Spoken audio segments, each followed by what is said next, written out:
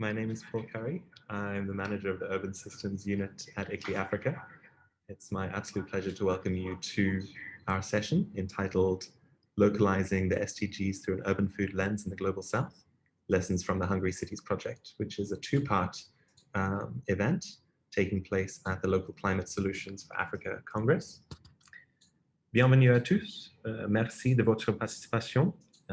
Pour Welcome to everyone. Thank notre you webinaire en for français, veuillez being cliquer here en bas de today votre with écran us. sur In order l'onglet to listen to Interpretation the et French sélectionner version le of français. this webinar, Merci please bien. click on the icon for interpretation It's and our utter select pleasure French. to share that the fifth Local Climate Solutions for Africa virtual Congress hosted by ICLEI is taking place now, and it's our utter pleasure to have this session as part of it. The Congress is focusing on unlocking finance along four themes of energy infrastructure and eco-mobility, research, development, and innovation, managing risk and harnessing nature-based solutions, and nexus and circularity in urban systems.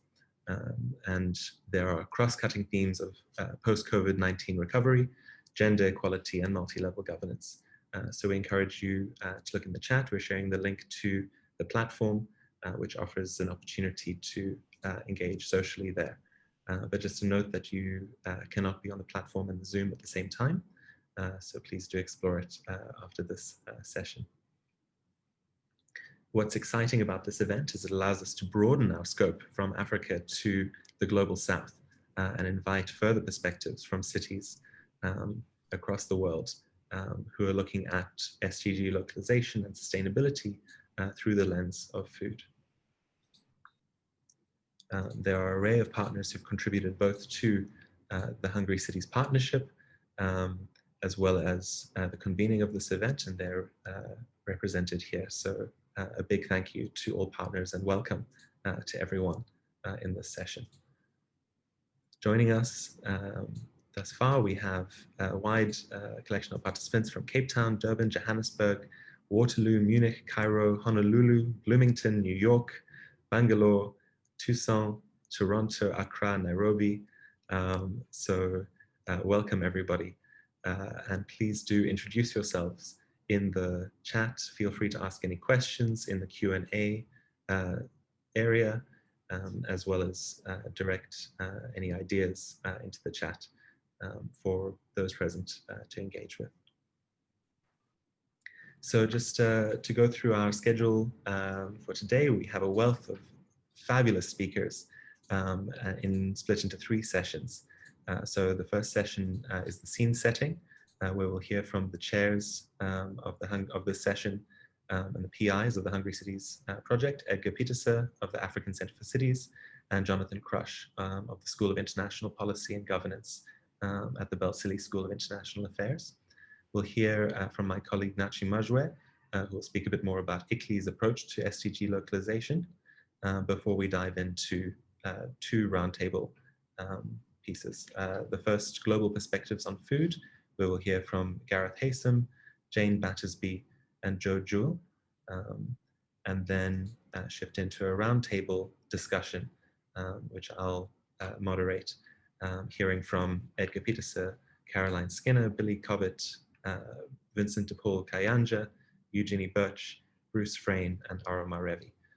And we welcome your inputs throughout this session. It's my pleasure to now hand over to Edgar, and perhaps I can ask Edgar, Jonathan, and Nachi to turn on your videos for our first session.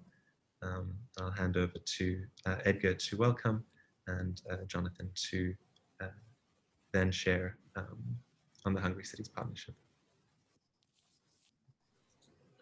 Thank you, Paul, and thank you also to ICLEI more broadly for being available, willing, and a fantastic collaborator to give us this opportunity and the platform to be able to share the results of 7 years of tough slog, to which we believe offers some important and hopefully useful insights into the larger conversation on how do we concretize and implement the SDGs. It's an enormous pleasure and a source of great pride to represent the African Center for Cities at the end of this project and to welcome everyone and to just express our deep gratitude to particularly folks who were initially responsible for this work to be commenced. And here I have in mind my colleague, Professor Jonathan Crush, and in absentia, Sue Parnell, who used to be full-time with ACC, but is currently located at the University of Bristol. And they worked very closely with Bruce Frayne and of course, my two colleagues, Jane Battersby-Leonard and Gareth Haysom. I just want to underscore how central Jane and Gareth have been to this work, and Gareth in particular. And, you know, I kind of, when I think of Gareth's role in this project, it's very hard to settle on a metaphor, whether it's cornerstone, whether it's backbone, whether it's cheerleader, etc. All of these apply. Because mounting work that is across the global south, involving different kinds of institutions and different universities, is unbelievably difficult and complex, because of course all of us sit with universities that are in their nature medieval in how they work, but more importantly, if they're in the global south, to have partnerships that are meaningful, equal and substantive. It seems as if the bureaucracy conspires around every turn to prevent us from working collaboratively and working in a comparative way. So it then means that certain folk like Jane and Gareth have to walk the extra mile to make sure that this is all possible. Now you would have seen in the chat function that there is, the program is again referenced, and I would encourage you to go and have a look at that, because at the end of the prospectus that we've compiled for this conference, you will see the enormous output of this particular program. So you can download all of the information, all of the research report, and delve deep on your own time. And in that regard, I really want to express then a word of thanks to IDRC that made this project possible, and that has been an incredibly loyal and understanding partner. And this has been an extended project. I think we're in year 7 now.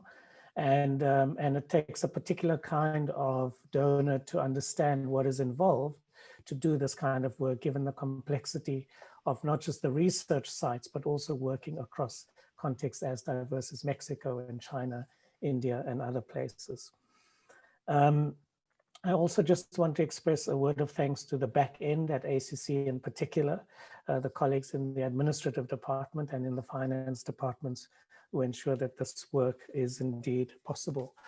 Now, we thought that it was a wonderful marriage to engage and bring this particular policy conversation into the larger framework that ICLEI, the platform that ICLEI had constructed for these conversations over the next few days.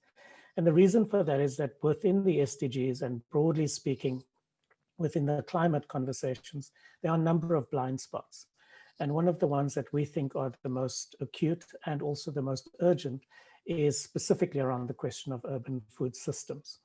Now, the rest of today and tomorrow will delve deeper into that and will help you to have a stronger understanding as to why this is a blind spot.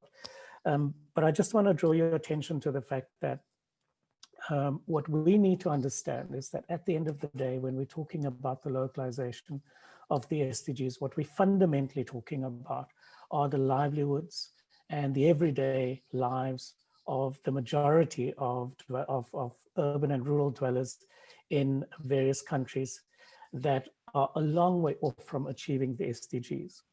Now, what is very difficult across the sectors is to understand how these different dimensions hang together, how people's lives are folded in a way that it is very hard to sectoralize health from, for example, education or economic opportunities of work and so forth. And one of the powerful things of the food lens is that it really brings to the fore this holistic, integrated understanding of everyday life, of the joys and the challenges of raising a family, building a community, trying to be a citizen, when everything in the mainstream society conspires to make sure that you can't fulfill your potential as an individual or as a household or as a community. And what food does is it demonstrates the absolute tenacity and capability of poor households to fend for themselves, but it also reveals the profound systemic inequalities in the urban system that routinely and systematically undermines a lot of these livelihood efforts. And so if we can begin to understand this better, and if we can begin to translate it into messages for how the policy and the political system needs to adjust itself to deal with something as fundamental as nutritional health and accessing one's, if you will, cultural repertoire in terms of both your history, but also your aspirations in terms of how you'd want your children to be fed, how you'd want to partake in modern urban life. It is really important to get a handle on what this particular lens means. So you've got some of the best minds and some of the best researchers and some of the most cutting edge evidence on these questions on a platter over the next day and a half. And I really want to welcome you to partake, to pay attention to the incredibly detailed and careful work that has been done, and particularly the power that arises when one is able to think comparatively and collaboratively. So without further ado, I want to welcome you, and I really look forward to your engagement. And again, my heartfelt congratulations to all of my colleagues and all of our partner institutions for having made this project, the Hungry Cities Project, a great success. Thank you, Paul. Back to you. Thanks so much, Edgar, for the welcome and for contextualizing this very nicely for us. I'd like to welcome Jonathan Crush to share some details of the Hungry Cities Partnership. Thanks very much, Paul, and thank you, Edgar, for those introductory remarks.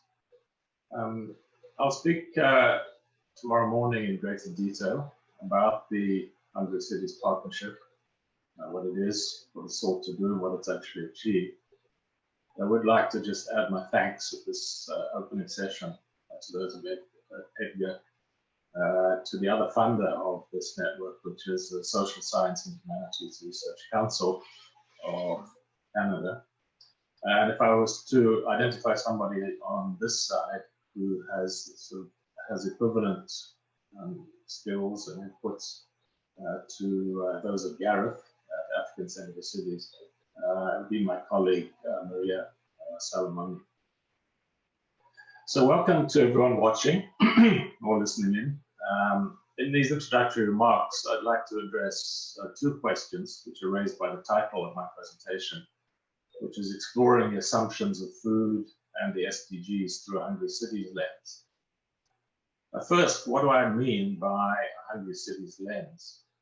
And second, what does the 2030 Sustainable Development Agenda and the SDGs look like when viewed through this lens? So the first question, what is this Hungry Cities lens? There are really three elements to this lens. First, it's important to know what it is we're looking at.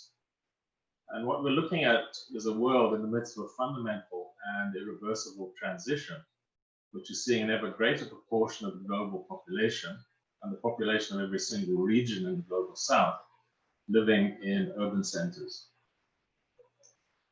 We know that more than half of the world's population now live permanently or temporarily in cities, a figure projected to rise to nearly 70% by mid-century. By 2030, cities in the south will be home to almost 4 billion people, or 80% of the world's urban population. In the next 30 years, almost all of the anticipated 3 billion increase in the human population will occur in these cities. One of the drivers of this process is movement to cities. 3 million people move to urban areas every week, and the migrant population makes up over a third in many cities. As a result, 1 billion people in cities are international or internal migrants. The second component of the Hungry Cities lens is the growing body of evidence that accompanying rapid urbanization is a fundamental restructuring of food systems and a massive increase in food insecurity and food insecurity inequality within cities. Now, prior to COVID, an estimated 1.9 billion people were moderately or severely food insecure, many of these resident in the poorest parts of rapidly growing cities in the south. If we put these two things together, rapid urbanization and food system transformation, we arrive at the third and most crucial component of the Hungry Cities lens. This is best captured in the seminal book, Hungry City, How Food Shapes Our Lives by Carolyn Steele, which was first published in 2009. Steele notes that food and cities are so fundamental to our everyday lives that we often do not see them. When we put them together, a remarkable relationship emerges. So let me now turn to the second question. What happens when we look at the Sustainable Development Agenda and the SDGs with this lens in hand? Or put a slightly different way, what do the SDGs tell us about the remarkable relationship between cities and food? The honest answer is unfortunately very little. Let me illustrate this claim by making some statements or provocations about the way in which the SDGs frame food and cities, and then point to two possible ways out of this bind. First, the core food security SDG 2 promises to, quote, end hunger, achieve food security, improve nutrition, and promote sustainable agriculture. When we look closely at this so-called zero hunger goal, it's clear that food insecurity is seen as a problem of insufficient food, which primarily affects rural populations and requires support for small-scale farming as a remedy. When we look at the targets to achieve that goal, there's nothing there that recognizes that food insecurity in cities is an altogether different challenge, requiring altogether different metrics and targets and mitigation strategies. Second, SDG 11 aims to, quote, make cities and human settlements inclusive, safe, resilient, and sustainable. If we look more closely at the so-called Sustainable Cities goal and its targets, we see reference to a whole range of urban challenges: housing, basic services, slum upgrading, public transport, urban planning, flooding, pollution, waste management, cultural heritage, climate change, and so on and so on. Nowhere is there any mention of the challenge and growing crisis of food insecurity in urban areas, large and small, south and north. An efficient food system that works for all is clearly not part of what makes for a sustainable city. Third, because there are no cities in SDG 2 and no food in SDG 11, it's hardly surprising, given the silos that the SDGs inevitably build. The remarkable relationship proposed by Steele is not addressed in any way at all in the Sustainable Development Agenda. There's really nothing that sheds light on this relationship in the SDGs. No goal or set of targets that addresses the fundamental challenges of urban food system transformation, growing food insecurity, and intensifying food security inequality. Fourth, there's a glaring systemic silence in the SDGs concerning one of the great drivers of urbanization in the South that I've mentioned, that is internal and international migration. And therefore, no mention of one of the most vulnerable populations to food insecurity. That is, new arrivals in the city, the temporary and permanent migrants, many of whom are trapped in 3D, dirty, dangerous, and demeaning jobs, and spending upwards of 70% of their meager and unpredictable income on food. I've documented elsewhere in a book entitled Achieving the Sustainable Development Goals by colleagues and with colleagues at the Bolsillie School, how an intensive lobbying effort to include a migration SDG was unsuccessful. As Kathleen Newland has written, the absence of migration in the SDGs shows that it still plays a relatively minor role in international development thinking. In conclusion then, SDG 2 imagines a world in which there are no towns and cities. And SDG 11 imagines a world in which there are cities in which no one eats anything. Further, all of the SDGs seem to imagine a world in which no one moves anywhere. So does this imaginary world conjured by the SDGs mean that they're fundamentally inappropriate or irrelevant to the real world of the struggle for reduced food insecurity and for more equitable urban food systems? That might be one admittedly pessimistic conclusion, that is, that the Sustainable Development Agenda will completely bypass and sideline this key development challenge. I see two possible ways, alternative ways forward. First is the possibility of working outside the SDGs and devoting our attention to other emerging global development processes, which do seem more promising in addressing the challenges of steel's remarkable relationship between cities and food. For cities, this might include the new urban agenda, Habitat 3.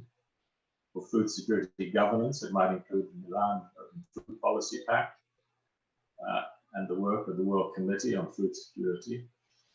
For migrants and mobile populations, it might include the Global Compact on Migration. Second, and finally, the other option, and really the core subject of this workshop, is to say that we shouldn't try and work around or outside the SDGs, but to ask how they can be descaled to the subnational level, to the city level, where in truth the connections between rapid urbanization and food insecurity, the remarkable relationship, really cannot be sidelined or ignored. Thanks very much. Thank you so much, Jonathan, for your provocations. And I think that's a perfect scene setting. SDG 2, imagining food with no settlements, and SDG 11, imagining cities with no food. So I think that's a great provocation for how we can bridge this conversation moving forward. I'd like to welcome our colleague Nachi Majwe to reflect on ICLEI's approach to SDG localization. Please take it away, Nachi. Great, thank you very much, Paul. As you mentioned, I will be sharing about ICLEI's experiences with localizing the SDGs.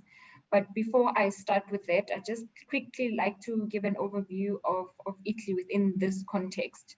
So as many of you may be aware of ICLEI, we are a global network of more than 1,750 local and regional governments that are committed to sustainable urban development.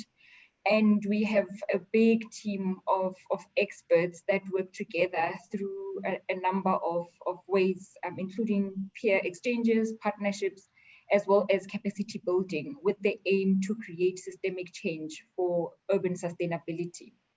So I'll then now move on to just take you through ICLEI's 5 pathways, which are very much related to the Sustainable Development Goals.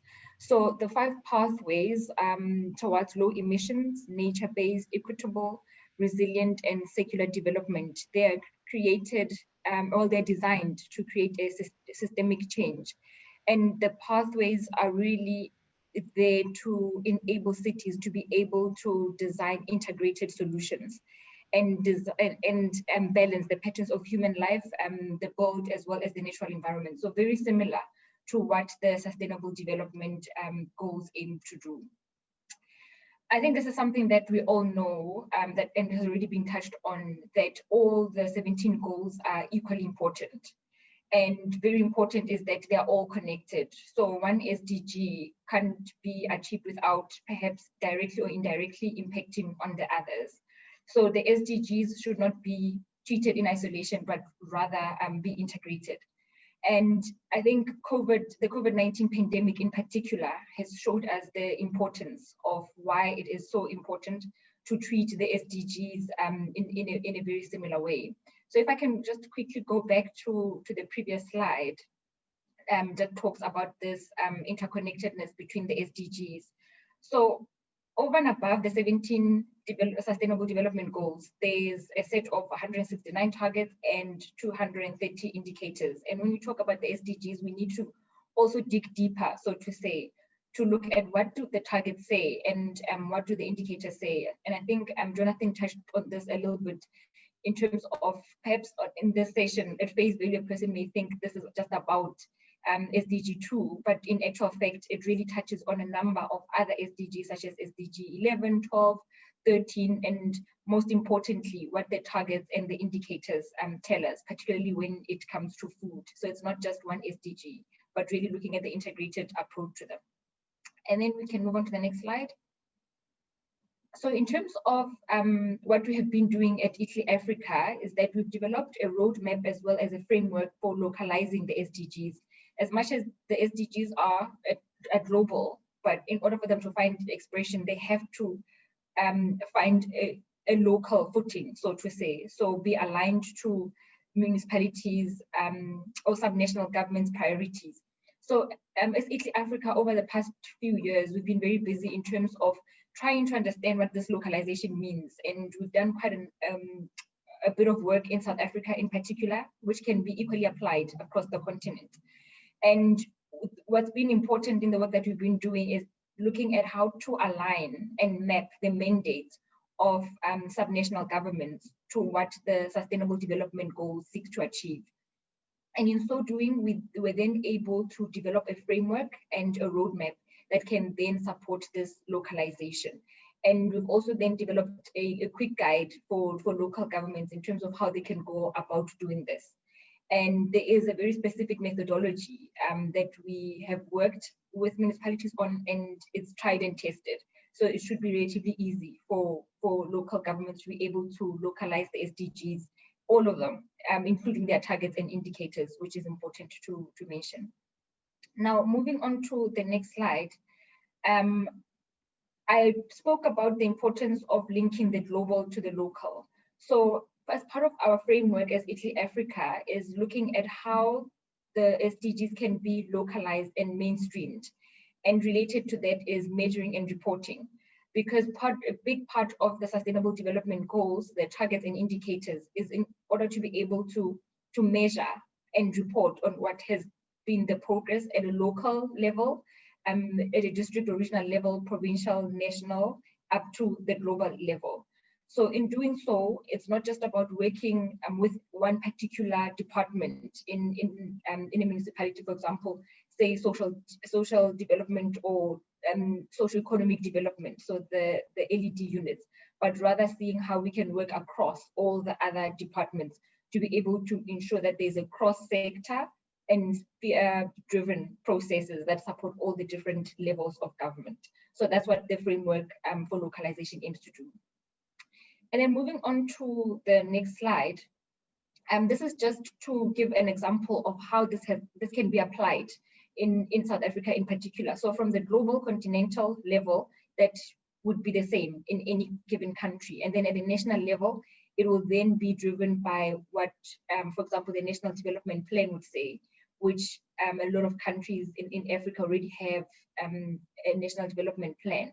And then how that plan can then be linked to a region or a county level up to a local level. In the case of South Africa, once again, this would be looking at the IDP on the Integrated Development Plan, as well as the Capital Expenditure Framework and the SDGs, which is very important that the SDGs, although we don't implement SDGs, we implement programs and projects associated or linked to them. They have to also find a budget. And this then why the mainstreaming is so important, because SDGs are not a standalone. They can be built in or mainstreamed into all the activities, programs, and projects of a municipality. So looking at aspects around budgets is particularly important. And then moving on to the next slide. So here it's just to show what this roadmap that Italy Africa has developed seeks to do. So there are 4 main steps that we then take a municipality or subnational government through when localizing the SDGs, and all of them. So be it SDG 2 in relation to 11 or 17 or 11, it's really about bringing the SDGs all together in an integrated manner. So as much as for the purpose of the session, it would then be more around SDG 2, but as part of our work as Italy, we then look at how we can perhaps use SDG 2 as an entry point, and how it will then be responsive to all the other SDGs, such as the ones that I've given examples of earlier, and Jonathan did the same. So in terms of the roadmap and the 4 main steps that we follow is about awareness and understanding. So this is in and outside of the municipality. So the internal and external stakeholders have to understand what the SDGs mean. So for a person that is perhaps selling food on the side of the road to someone that works in a supermarket, or whatever industry that they may be in, it's important that they understand in their own language, so to say, what the SDG mean. And then strategic embedding, which I spoke about a little bit in terms of the mainstreaming. So how can the SDGs then be linked to existing municipal plans, such as the IDP? And then implementation, which is very important. And this is identifying the partnerships. So who would then be involved in implementing programs and projects linked to the SDGs? And then lastly, then the step would then be to review, measure, monitor, and report. And this is related very much to the indicators as well as the targets to ensure that respective countries are then able to meet their sustainable development goals. Then moving on to the last slide, and this is an example, once again, in terms of how in reality this localization can be done. Borrowing from South Africa example of the integrated development plan, where each municipality has a set of goals and objectives. And very easily, a municipality can then map out, based on their existing programs and plans, which one of those respond to specific SDGs, but also the indicators as well as the targets. So this is an exercise that, as Africa, we're then able to assist municipalities with.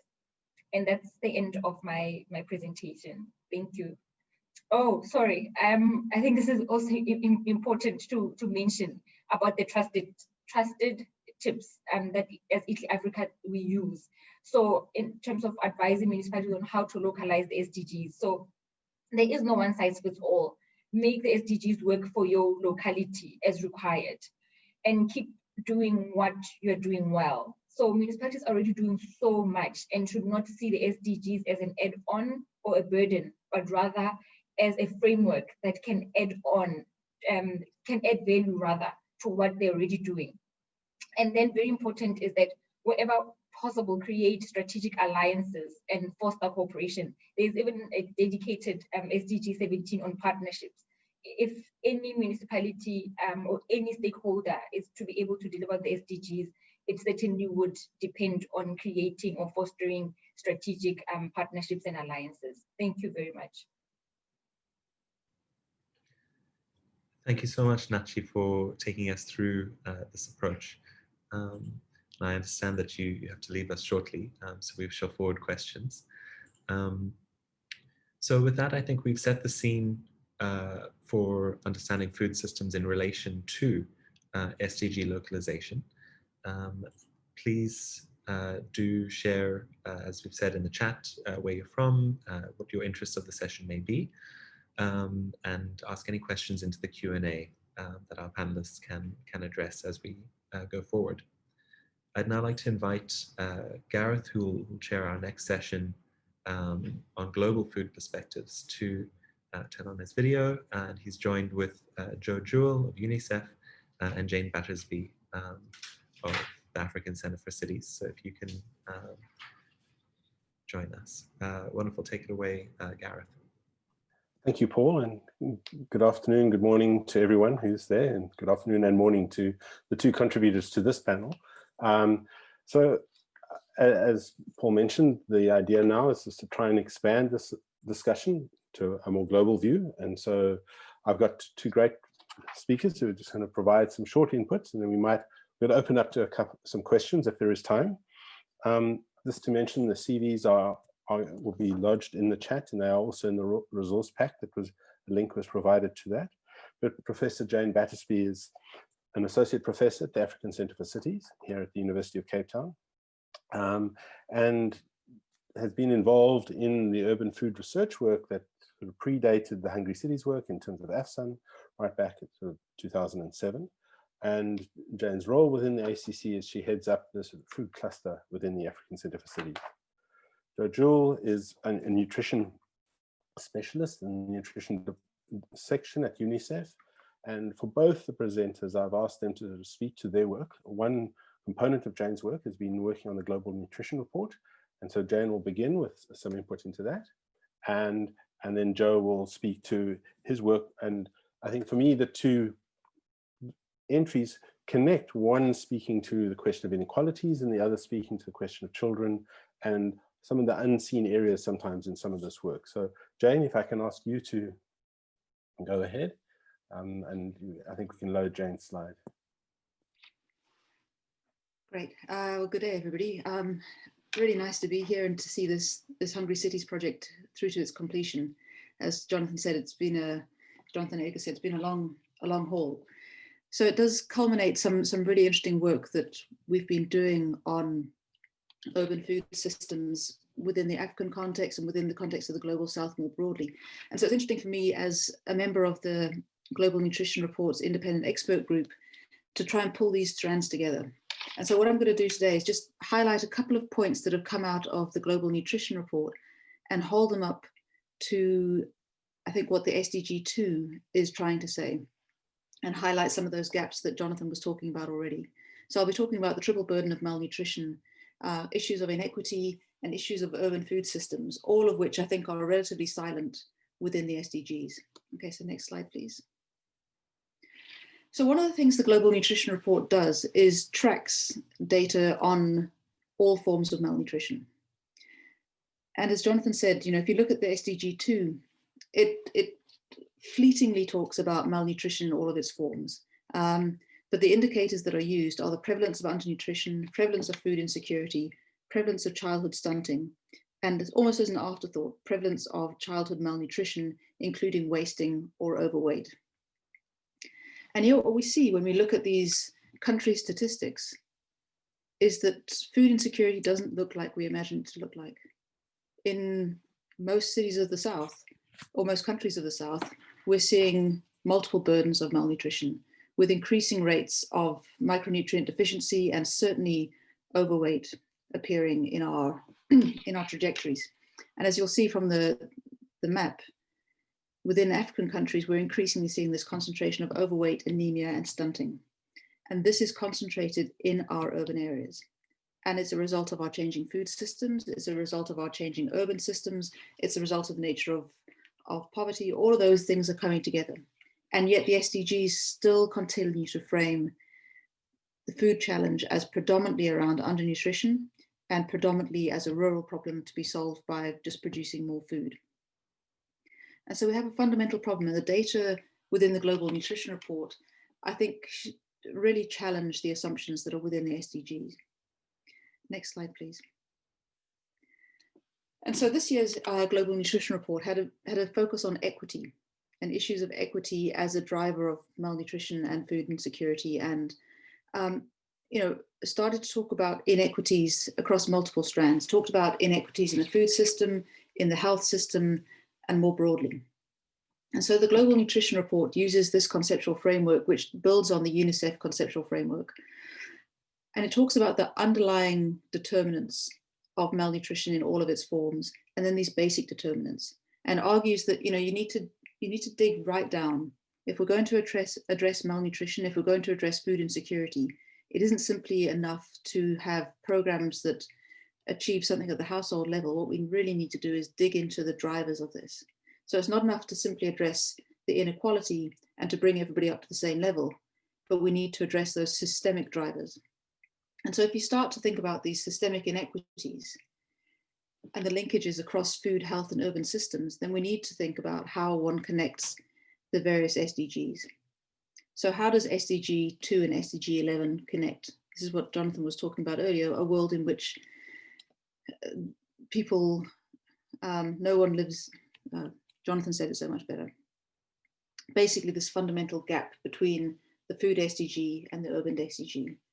We need to think about how SDG 2 and SDG 12 connect. Responsible consumption and production, SDG 2 and SDG 10, reduced inequality within and among countries. These are some fundamental issues. And my concern is that the ways in which the SDGs have been mobilized, particularly by national governments in the Global South, is almost a pick and mix, where you just choose, we're going to focus on SDG 2, we're going to focus on SDG 12, without thinking about how those things integrate.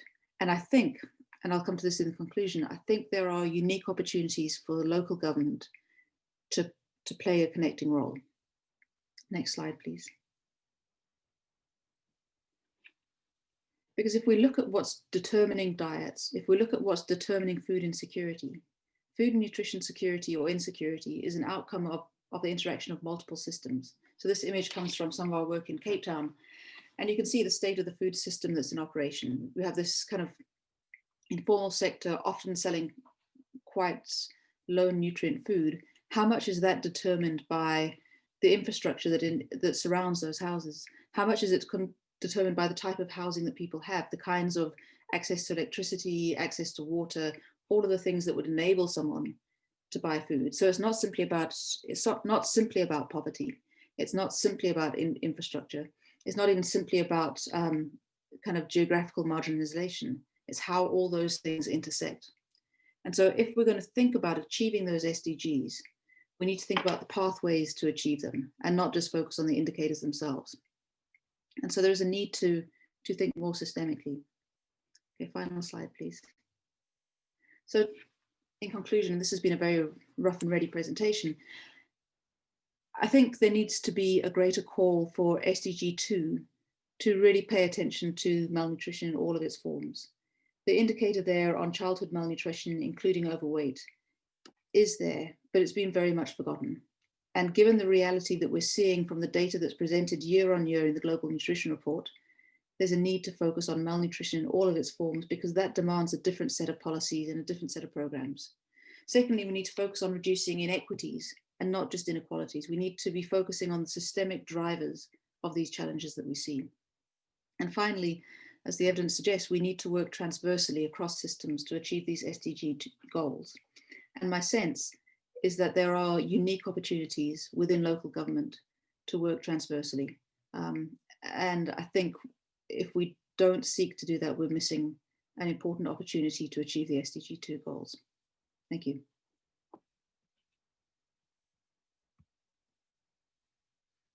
Thank you, Jane. Thank you so much. And Joe, if I can hand over to you and move swiftly into that as well. Yeah, so welcome and thank you for joining very early in the morning.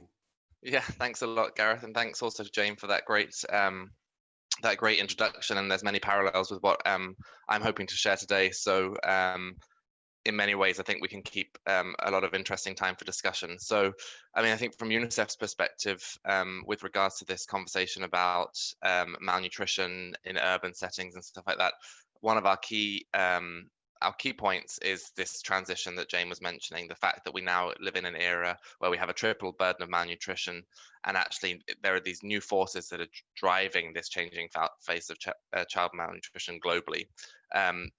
We have seen successes, and I think it is important as a global community to recognize the progress that has been made, that we have seen, for example, significant progress in reducing the proportion of children under 5 suffering from stunting. We have seen remarkable achievement in increasing the rate of breastfeeding, but of course there's more work to be done. And we need to increase the speed of progress. So, you know, while stunting is declining, it's declining too slowly. Wasting impacts far too many lives of young children. And I think, as Jane importantly mentioned, overweight is rapidly on the rise across all regions. I actually work in my day-to-day job, I work on the prevention of overweight and obesity. So it's really great to hear that coming into this conversation and discussion around all forms of malnutrition and what we need to do to respond to them coherently.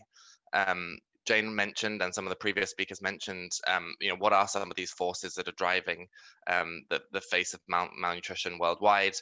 UNICEF is about to launch our next 10-year strategy for nutrition, and we identified a number of forces. You know, I think globalization is definitely one of the forces driving the changing face of malnutrition. Socioeconomic inequities, as was very strongly articulated there by Jane. Climate and environmental crises, which of course being, you know, something that is going to become increasingly important, especially with the potential impact on food systems.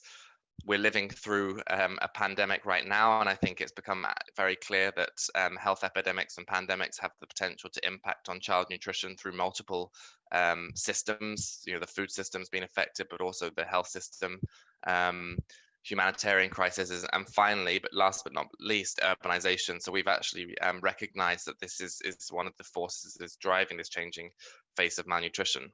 So our goal, as you know, in our work with countries, with partners, is to protect and promote diets, services, and practice that support optimal nutrition, growth and development for all children, adolescents and women. And one of the principles of our work in the next 10 years through our new strategy is that this commitment and this goal is applicable to all contexts and needs to be context specific. So, you know, particularly for what Unicef does in our programming, we need to apply a context specific approach. And I think one of the points, and it's quite interesting to reflect upon that in this conversation, is that Unicef has potentially had more of a focus on working in rural contexts. But I think moving forward, undoubtedly, we're going to have to be increasing our focus and attention to the specific needs of urban dwellers, and within that group, particularly vulnerable urban dwellers. And I'm sure there are many more experts on this call today than me around, you know, the vulnerabilities that certain urban populations face. But, you know, we are aware of the urban paradox, where you look at the urban poorest quintile often have worse outcomes than some of the rural poorest. So, and what does that mean when it comes to nutrition? You know, for example, I think, you know, poverty, inequality, and the increasing cost of a healthy diet means that many families living in urban areas are struggling to put food on the table in a healthy way, and as a result, they're changing the way that they eat or feed their children. And what we see is that it is cities that have become the hotbed of malnutrition. It's in cities where you see this concentration of the triple burden of malnutrition. As Jay mentioned, I think it's very important to keep this systems perspective. So you need to think about, you know, in order to improve nutrition, you need to work through multiple systems. It is the health system, social protection system, the water and sanitation system, child protection, but I mean, of course, for us as Unicef, a core system that has to function better is food systems. And we need to think about what are the particular urban food system challenges that make it difficult for children and adolescents to eat well. We know globally, for example, 2/3 of children are not having the necessary diverse diet in order to be healthy. So what are those challenges that we need to think about? Is it around the urban food supply in urban settings? So, you know, what about the challenge for urban agriculture? What is the vulnerability of urban communities to price spikes? Are nutritious foods more expensive in urban settings? What are the urban food environment challenges with regards to what has been termed in different places as food swamps or food deserts? The increasing exposure to marketing of unhealthy foods. And then what are the specific challenges that caregivers face in urban settings with regards to their work pressures, so traveling far for work each day, which makes them time poor, and perhaps they don't have the necessary facilities in their residence to prepare and cook healthy food. I also think that the vulnerability of urban food systems in emergency situations has been exposed during the COVID-19 pandemic, and something that other people may be more equipped to talk to, but I think it is worth thinking about. And, you know, whilst I started out with some positives around, you know, our successes, we are at a very, you know, very key moment where things could go either way. You know, the most acute impact of the pandemic may be seen in terms of an increase in wasting, but we do think that other forms of malnutrition are also being affected when it, you know, including overweight and obesity when it comes to certain dietary practices and physical activity behaviors. I just want to end on the fact that, you know, it's more of a commitment moving forward from UNICEF's side to really consider the role of cities and what we can do in our programming. Typically, we work with the central government, but I think it's becoming clearer that we need to work more and more through city networks. We do have a child-friendly city network, but that could be expanded in the nutrition space to think about what is the role of cities as decision makers and thought leaders to utilize whatever is possible through their local governance systems, recognize them as places for innovation and support in sharing best practice across cities. You know, I think from high income settings, we've got some really good examples in tackling overweight and obesity coming from cities like Amsterdam and London. And I'm sure there are many good examples that we can discuss here from cities in the global south in tackling all forms of malnutrition that we should learn from and share with others. I'll stop there. Thank you. Thank you, Joe. Thank you so much. And if I can maybe ask Jane if you can also turn your camera on. And there have been some questions coming through, so and thank you from both of you. That was fascinating, and it really helped from sitting there trying to conceptualize how the flow of the conversation will work. I think it's created a fantastic foundation. So thank you very much for coming through. I saw Marcel had a comment in the chat box, and if I can just ask all the participants if you can load any questions that you might have in the Q&A. We have about 10 minutes to go through some questions. I see there are a few coming through, but the first one that came through, and building on Marcel's question around how for many urban managers, sort of the transversal nature of that isn't in their KPIs and how it might play out. So to both Jane and Joe, given the policy focus of what we're trying to do and understand what this might mean for policy in terms of this event, can you cite some good examples of where there has been efforts to look at something across a more transversal nature around that, and be it cities of the north or the south, but how that might have played out? Maybe Jane, if you could maybe begin with that, and if there aren't any, then maybe we can mention that. It's also interesting, but maybe if you can, yeah, start with that, and then we'll go on to you, Joel, and then I'll go to some of the questions in the Q&A. Yeah, no, I mean, it is always the question about how does one do this transversal governance when that is always argued to be the way forward. I mean, I think the obvious example has been the case of Belo Horizonte in Brazil, but everybody's been citing the Belo Horizonte case for many years, and nobody has successfully replicated it. There are some efforts. I mean, many cities in Europe are starting to develop such strategies. I would say at the moment, there are attempts within certain local governments within South Africa. And I know the city of Cape Town is working towards something at the moment. So there are efforts, but I think we need to look beyond simply the food and look at other efforts where there has been transversal governance. And I think, case in point has been the city of Cape Town's approaches with water post-drought. And so I think, if we're looking simply at food, we may find a limited number of successful interventions, but I think there are other areas that have achieved it. And it often seems to come out of a period of crisis when one has to simply try and do something different. And so we're wondering now if this COVID crisis that has exposed so many weaknesses in our food systems and our health systems perhaps might be this opportunity to force that transversal thinking. Okay, Joe? Yeah, I mean, I think just towards the end of my intervention, I mentioned Amsterdam, and I think it's a very interesting example, at least for those of us working in the space of overweight and obesity prevention, to see how the city of Amsterdam has really taken on this issue at the city level. We actually have a case study about to be published together with the EAT forum, looking at what Amsterdam has done.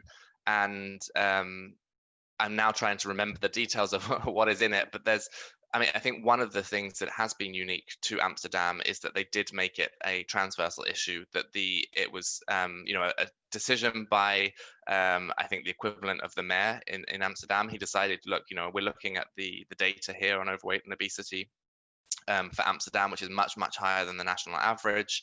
They identified that there were major inequalities and inequities with sort of like the worst overweight and obesity concentrated in the low income parts of the city, particularly where non-white communities were living, and they really wanted to take this agenda on. So with his political leadership, what he did was he said, look, we need this to be a whole of government, whole of society approach. And I want rather than the health sector to take the lead on this, I want every sector to take a lead on it, and they have to commit to doing something. And so what he actually sort of put the burden on them to come up with actions that they were going to take. And I think another thing that they did was put in place what they refer to as sort of cluster ways of working, so that they brought different sectors together to work in clusters on this issue, and set in recognizing that it's not easy to get different sectors to work together. They committed to a continuous learning agenda on this. So they periodically reviewed progress. They said, is this working? Do we need to change ways of working? And I think that's also something when you're doing something that is particularly difficult and new and innovative, recognize that it is a learning process, and that you need you need to think about how things are working, and they actually refer to the ambition préféré par rapport à cette ambition de changer.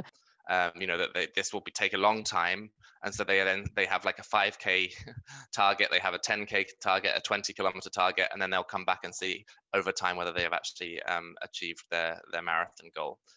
But I do encourage people to look into the Amsterdam example, because although it focuses on overweight and obesity, it's a very nice governance example of how you get different parts of the administration to work together, and non-government sectors as well. Thanks, Joe. I think that was, really useful to kind of expand it beyond just the policymakers and trying to bring in other sectors in terms of how that might play out.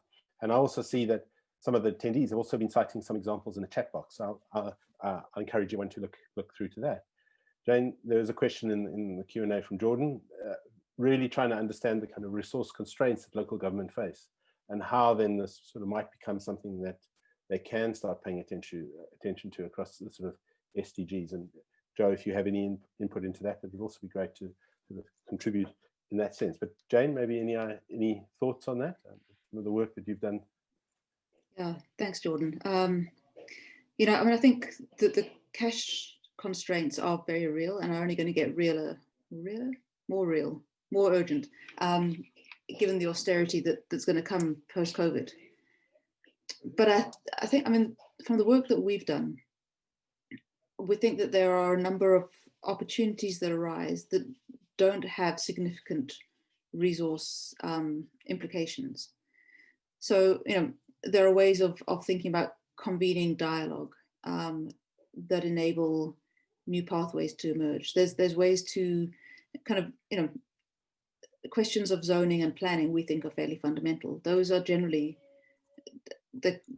they require a lot of political will and a lot of technical expertise, but they don't have massive financial implications. So I think that there's ways to think about it. And I think there's ways to have relatively low cost seeding that will start processes. I think the other thing is to think about what kinds of relationships between civil society and the NGO sector and the state may be necessary to unlock potential opportunities. Yep, I see there's a comment that Paul's going to answer the question, but we're done. Yeah. Okay. All right. Thank you, Joe. Anything from your point about sort of resourcing? And I would imagine people expect UNICEF often to be a channeler of resources at times in some of the programming, but yeah, if there's not, there are some other questions I can go into that. Yeah, I don't think I have a huge amount to add on to what Jane did at this point, because I think, you know, one of the things there is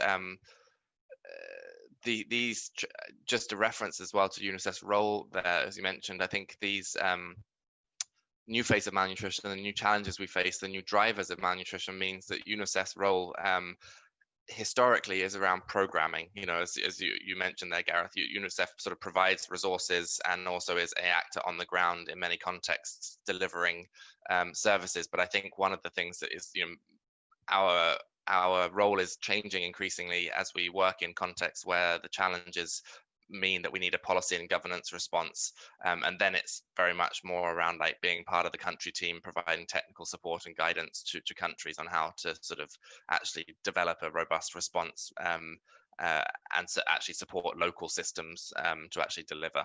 Yeah. Thank you. And then one of the other questions is trying to, I suppose one of the questions here has been to try and understand sort of some of the changes taking place in the food system. Jane, you alluded to that, and Joe, around that in terms of the sort of role of sort of taking a food regime thesis around the role that the state played in supporting to the kind of privatization and now commercialization of the food industry, and what that means and how that is driving. But the question is around food production. But if I can use my sort of discretion as the chair to sort of open it out a little bit to include one or two other questions around what does that mean across the food system, taking that question just briefly as a sort of couple of minutes before we close out the session. Jane, any thoughts on the role that commercialization might be playing in this challenge that we're facing at the moment? Or Joe? Huge. At least from my perspective, working on overweight and obesity, I think that is a very important point and an important factor. that from people who work on study overweight and obesity are pretty convinced that it is changes to the modern food system and diets that has led to the rapid rise in overweight and obesity over previous decades, and now with the growth in lower middle income countries, it is the transition to a more, for brevity, ultra processed diet, one that is purchased from supermarkets, convenience stores, but it comes in a package, and I think that is a huge challenge around how do we improve diets whilst being aware that it is diets are very commercialized now, and that means that you have to think about how to reduce intake of unhealthy foods, and that's why, at least in the overweight and obesity prevention space, there's such a emphasis on regulatory policies to minimize the opportunities to promote ultra processed foods. And I think one of the things, in the response to all forms of malnutrition, we always look for the opportunities through double duty interventions, things that are going to improve undernutrition at the same time as improving, preventing overweight and obesity and unhealthy diets. And there are many of them which are sort of classic undernutrition interventions, like the promotion of breastfeeding, optimal complementary feeding period, that are going to work as well for overweight and obesity prevention, because it's just the good thing. It's good for nutrition and it's good for diets. But there are some specific interventions that we're going to have to do increasingly around the world that are primarily for addressing overweight prevention. The taxes on sugar sweetened beverages, restrictions on marketing of unhealthy food and beverages. And as I said, they're primarily for overweight prevention. They will probably have additional benefits for prevention of undernutrition, micronutrient deficiencies, because they will probably prevent the displacement of nutritious foods in diets by reducing the appeal of unhealthy foods. But yeah, definitely the commercialization of diets is an important consideration in our policy response moving forward around the world, I would say. Can I very quickly jump in, Gareth? Yes, go for it. Yeah. So I think the other thing we need to think about in this is how has the development agenda played into shaping this as well. So when we're talking about the SDGs and the targets, to what extent has the framing of the problem of food insecurity as being a lack of food played into this proliferation of we need to produce more staples, which then end up getting turned into ultra processed foods? How is the longer term trajectory of thinking, well, we need to supply basic necessity of food to cities at a low price to maintain kind of urban stability? How has that then played into this as well? So I think we need to recognize that this commercialization of food isn't just a process that happens, it is linked to the way in which the development agenda has been framed. And so when we're then thinking about how do we address the SDGs, we need to think about it in the context of that long historical train, and what sorts of not only trajectories has it put the food system on, but what kinds of relationships has it put in place between large-scale private sector actors and national governments that's enabling this to happen. Thank you, Jane. And I see the questions are now starting to come in, so we'll leave it at that. I think we need to hand over. Some of the presenters in the next session have to attend to some of the global governance discussions that they're having elsewhere. So sorry to cut it short. There have been some great questions, some around wanting sort of solutions and what that might mean for implementation, some asking questions around sort of population growth and how that might be impacting what might be playing out.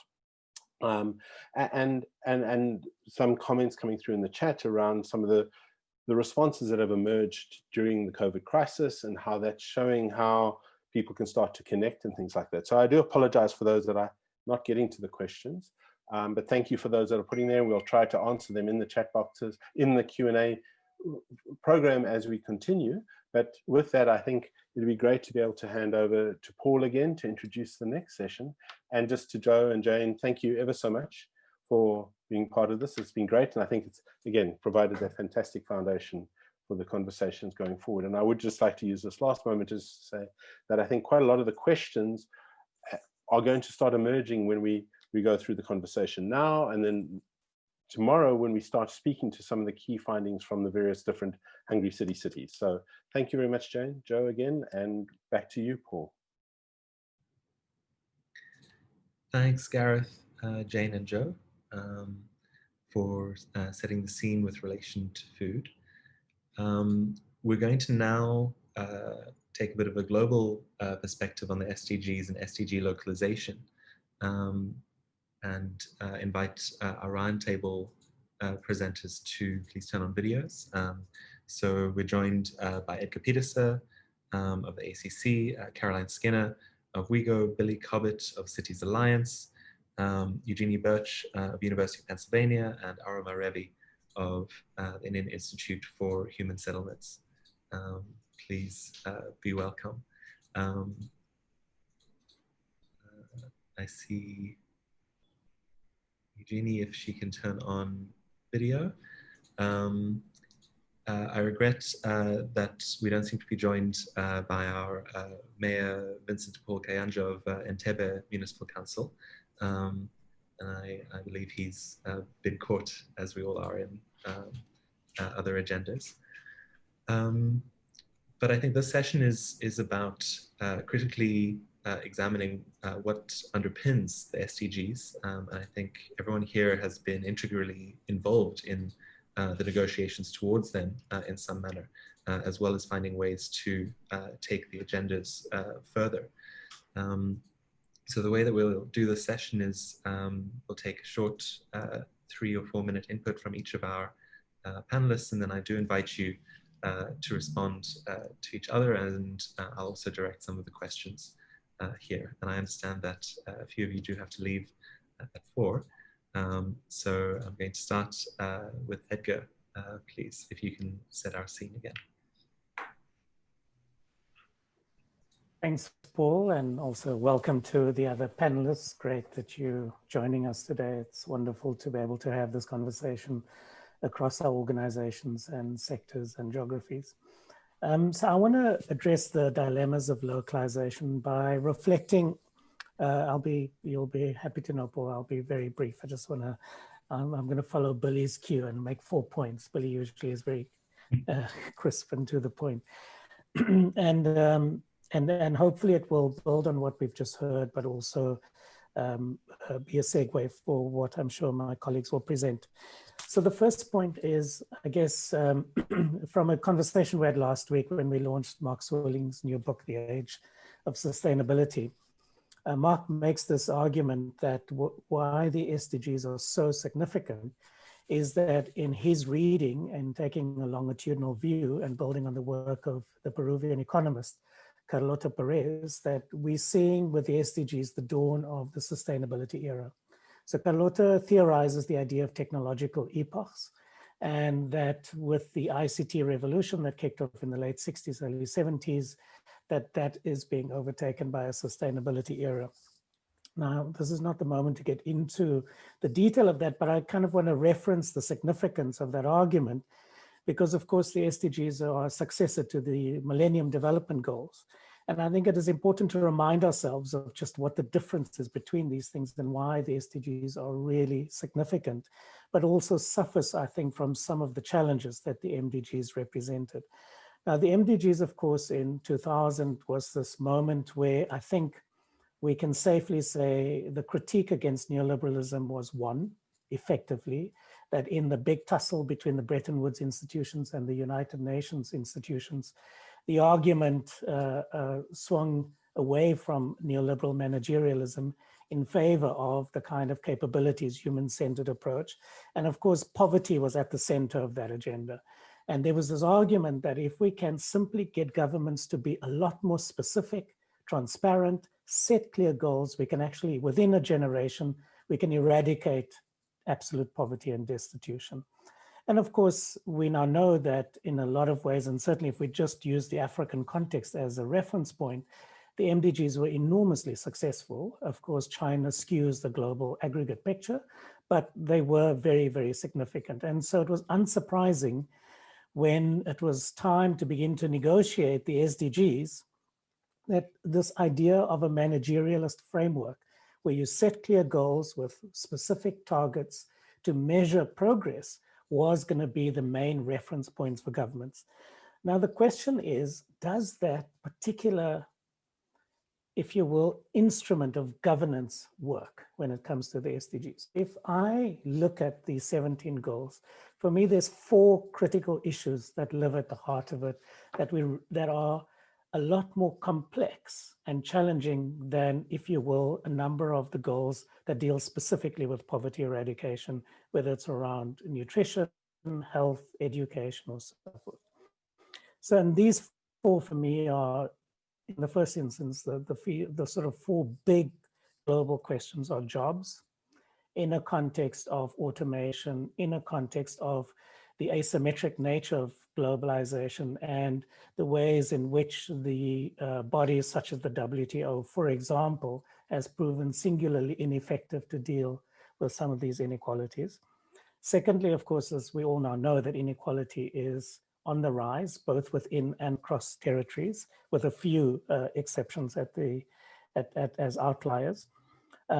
And in some ways that this is the most intractable challenge. And it's the one question that the SDG seems particularly sort of poorly positioned to address fundamentally, even though politically it was important because it recognized inequality as a standalone goal. The third one is the climate emergency, and I don't have to say more about that for anyone in this panel. But I think the fourth issue, which is the more slippery one, is meaning. That there's a clear recognition that there's a profound cultural crisis of meaning in terms of the place of First Nations people, in terms of how young people understand their role in a context where there's a truncated future, where there's no prospect of any formal employment, where the informal economy or makeshift work or vulnerable employment is the only prospect in a context of a highly and intensely mediated society where aspirations are continuously reproduced and fed and enlarged through ICT, particularly cell phones and so forth. And so this question of meaning reflects a bigger question about belonging. What does belonging in the 21st century mean in this context? And I raise these 4 fundamental challenges that I think the SDGs do, if you will, allow us to think about in tandem. But the question I want to leave with this particular forum is, does the, if you will, MDG managerialist framework of goals and targets help us to address these questions, which are fundamentally integrated and in some ways intractable, and they are reflective of the disconnect between the modernist institutional forms of the 20th century and the nature of the 21st century problems. Now, when we think about localization, we've got to keep this in mind, because if we and going back to Nachi's presentation earlier, simply try and get local authorities or city governments to have their own, if you will, yellow pages of targets and indicators and so forth. And the obsession is essentially to populate that with the best possible quality of data. Is that getting us to the political question of these 4 big challenges? And I would suggest no, that in fact that it could and this is the danger for me, it could become a distraction. It could become a kind of political sideshow that detracts from the fundamental power relations that anchor these 4 bigger questions. So my final point then is, for me, it seems that the imperative we are confronted with when we think through localization is to always ask one question: how do we animate citizenship? How do we, if you will, excite citizens about the prospect of becoming into citizenship through placemaking, by investing in their neighborhood, by ensuring that they can determine forms of becoming for their various communities of attachment, whether it is through the production of food, whether it is through education and so forth. So if we kind of have a focus on a more qualitative aspect of becoming and transitioning, if you will, in cultural terms, away from the frames that often anchor modernist development, I think we begin to get to some of the more exciting things we see in the urban food system space. Questions about the real interrelationship between nutritional justice and protection against extortion from, for example, people who regulate informal trading, et cetera, et cetera. There's other people on the panel who can speak more to these things. So I just want to leave this thought that should we be having a slightly different set of conversations about how we animate citizenship through forms of placemaking that really restores the production of value, the production of meaning, new forms of institutional life, and therefore the basis of greater accountability to the neighborhood scale. I'll leave it at that. Thanks, Paul. Thanks, Edgar. And I'm going to invite everyone to reflect on these provocations in relation to your own work. I know Caroline's stretched for time, so I'm going to defer to you first. And I think, you know, the point for me, and feel free to add to this, but WeGo is at the intersection of many of the SDGs in its work. And I think it would be really interesting to understand how you at WeGo use the SDGs as a reference point. Are they guidance, or is it a bit of an afterthought of contributing to them anyway? Great. So deep reflections from my side, and apologies, I have to drop off to a UN Habitat event now. But just for those in the audience who might not know who WeGo is, we're a global research advocacy network. And I think where we slightly differ from a lot of other kind of research networks is that we do have membership-based organizations of workers as core members. So we support both local, you know, city level movements of informal workers, nationally and regional and global. So the SDGs were a huge part of our focus when they were being reformulated. Obviously, we picked up particularly on the urban SDG, but also SDG 8, so decent work. And I think how we approach it in terms of localization is that it's part of a suite of tools that local advocates and membership-based organizations draw down on when it's strategic. And it's alongside all the kind of suite of tools, if it's the ILO recommendation 204 on formalizing the informal economy, or some of the other, the New Urban Agenda, or some of the other kind of instruments that people have referred to. With the SDGs particularly, we do tactically drill down to some of the focus on targets and indicators. So just to note, you know, in SDG 11, by way of example, there is a commitment to universal access to safe, inclusive, and accessible public space. Which I think brings us to the important kind of intersection for this event of the informal economy and food. And I really do want to emphasize how important the work of the Hungry Cities Partnership and its predecessors and parallel projects in the African Center for Cities has been for movements like our own.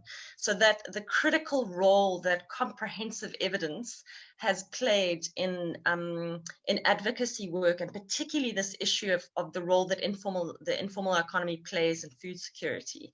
So just to pick up on the COVID moment, and these two discourses that we're seeing around the informal economy in general and the informal food economy in particular, and something that I think we must kind of use is these two narratives. The informal economy is an essential service.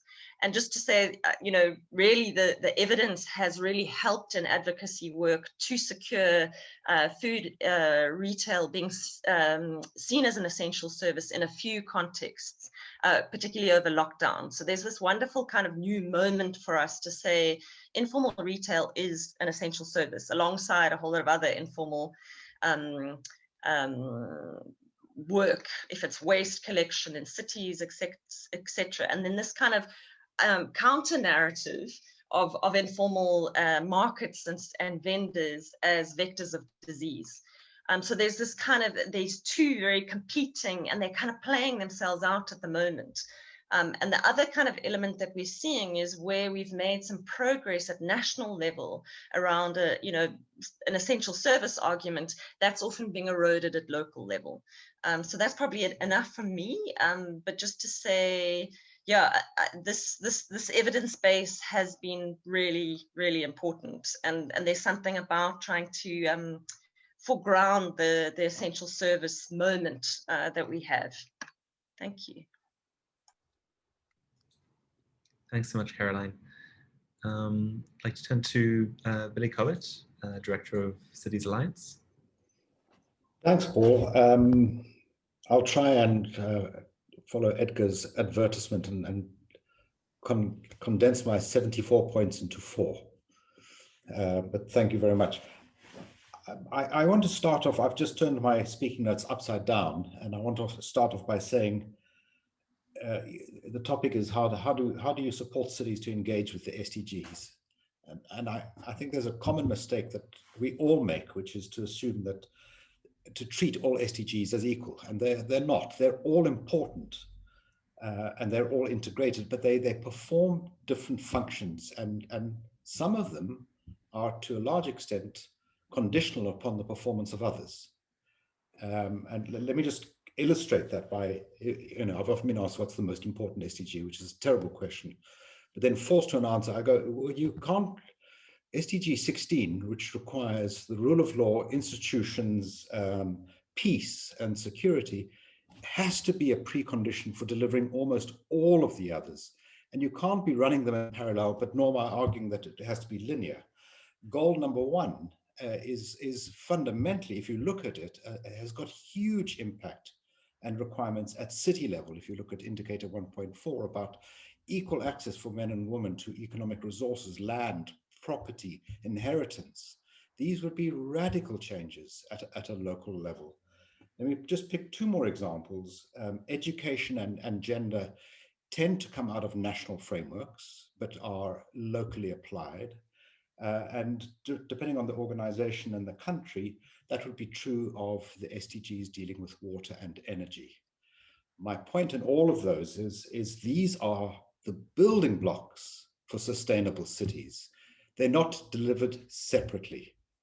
And I think we sometimes as developmentalists, or practitioners, we tend to entrap ourselves with picking our SDGs and siloing them rather than understanding what the theory of change is. I do think, and that's my first point about really having a critical look at how the SDGs work together and reinforce each other. Because as an agenda, as a global agenda, the SDGs, the Agenda 2030, is a radical political transformation that I think is far more radical than has been understood. It can't be delivered under existing conditions and under existing allocations of wealth and inequality and systems. And its delivery is in many ways a precondition for achieving a response on climate, because it purports to address the fundamental inequalities in our society. So my second major point is that the SDGs can only work within a joined up system. And this means the public and non-state sectors at national and local government. Localization is a component of a joined up system. It's not an alternative to national delivery. And I think we sometimes allow ourselves to get caught into, I'm from the city gang and not the national government gang. You can't deliver, neither of them can perform without the other. They can perform badly without the other. And in fact, that's the default position. Most of them do perform badly. And so arguing for a joined up system of governance, both within the public sector and in the non-state sector, is, I think, the central thesis that gives us the opportunity to deliver them. So if I look at the third, this means that the boring stuff, the intergovernmental relationships between national, state, and local governments actually become critical. The fiscal relationships, the allocation of resources, the transfer, which is a feature of most governments, a complementary, with an E, complementary form of governance, which is based on the very, very critical principle of subsidiarity, that functions get performed at their most effective level, not always at the lowest level, that may not be the lowest, and that these are underscored by the rational allocation of resources and responsibilities. This requires both an adult conversation and a political settlement where different spheres of government recognize both the uniqueness and the complementarity of their respective functions. This is so easy to say, and it is the most consistent failure of national systems of governance. certainly across most countries. This is not a global South phenomenon at all. And then at the local level, so what I've just described there is the vertical relationship between different spheres and tiers of government. And then at the local level, it becomes much more of a horizontal challenge, which is for local governments to take a view of the whole city, to take a view of the future city. And with respect, in the opening presentations, we heard about how cities are growing through migration. In most countries, the biggest driver of urban growth is natural population growth. That's what's changing the form, structure, and of course, the poverty profile of most of the cities. It's also what policymakers don't talk about because it's tricky and it's awkward and it's avoidable. And at the local level, just as we're asking national governments to recognize local governments for their roles, so we are asking local governments to recognize the non-state sectors their own. This is the urban poor citizenship and the private sectors in all of their forms as parties. But at the moment, most of the cities are not planning for the future, are not planning for population growth that will double or triple or quadruple the geographical consumption of land and space over the next 3 to 5 decades. These are the big failures that don't allow the imagination. So in my mind, I have a system whereby all of the players within the state and outside of the state have agency, have authority, and have mandate and resources. And the question is how those are allocated and how they intermediate with each other. I go back to the old problem, and it goes back to the managerial challenge that Edgar indicated. Technically, a lot of the SDG challenges are not difficult. We have the capacity, the skills, the experience to deliver them. But the overriding driver of delivering on the SDGs is going to be the political drive and a willingness to understand just how much our society and systems have to change in order for them to be delivered. I don't think that has yet been understood. The SDGs are far more radical agenda that we've ever seen. And maybe they didn't know what they were signing, but there it is. It's a global mandate, and I think we should get on with it. Thanks, Paul. Thanks so much, Billy. I'll return to you a bit on maybe how we get on with it as a later point of conversation. But for now, I'd like to welcome Eugenie Birch, who is the Lawrence C. Nussford Chair of Urban Research and Education at the University of Pennsylvania. And if you can offer your reflections on SDG localization. Certainly. Good morning, good afternoon, good evening, whatever time of the earth it is for you all. And thank you for including me in this very provocative and interesting conversation. I too would like to make some points. I'll limit them to 3. The first point is history. We are taking an awfully short version of history when we only look to the MDGs. You have to look at the United Nations, its formation, and its attitude towards development over time. The SDGs are really the culmination of many, many efforts in the area of development, obviously development for world peace. There were 3 decades of development starting in the 1960s. Each one of those decades had elements that became more and more broad in terms of what would be included in what development was. Originally, it was industrial development, economic development based on providing dams, streets, roads, that kind of highways and things like that. And ultimately, through the various inputs of civil society and experts and so forth, through extra meetings of the UN conferences like Habitat 3, like the environmental, the Habitat conferences and the environmental conferences and so forth, the agenda of the United Nations changed rather dramatically in terms of what would be included in development. At the same time, the world with which the UN was dealing was changing dramatically. Remember in 1947, when the United Nations was started, there was a few major nations and many colonies. And in the period between 1947 and 1970, the membership of the United Nations changed dramatically from a few members to now today 193 members, each having their views of what development should be. So I think when you think about the SDGs, they're not radical. They are just an expansion of the history and the understanding of what is happening in the world with regard to what various nations believe is at the bottom and is essential for development. The second part of the history pieces, and I see Arrow is here and Billy is here and a number of people who were very instrumental in creating the SDG 11.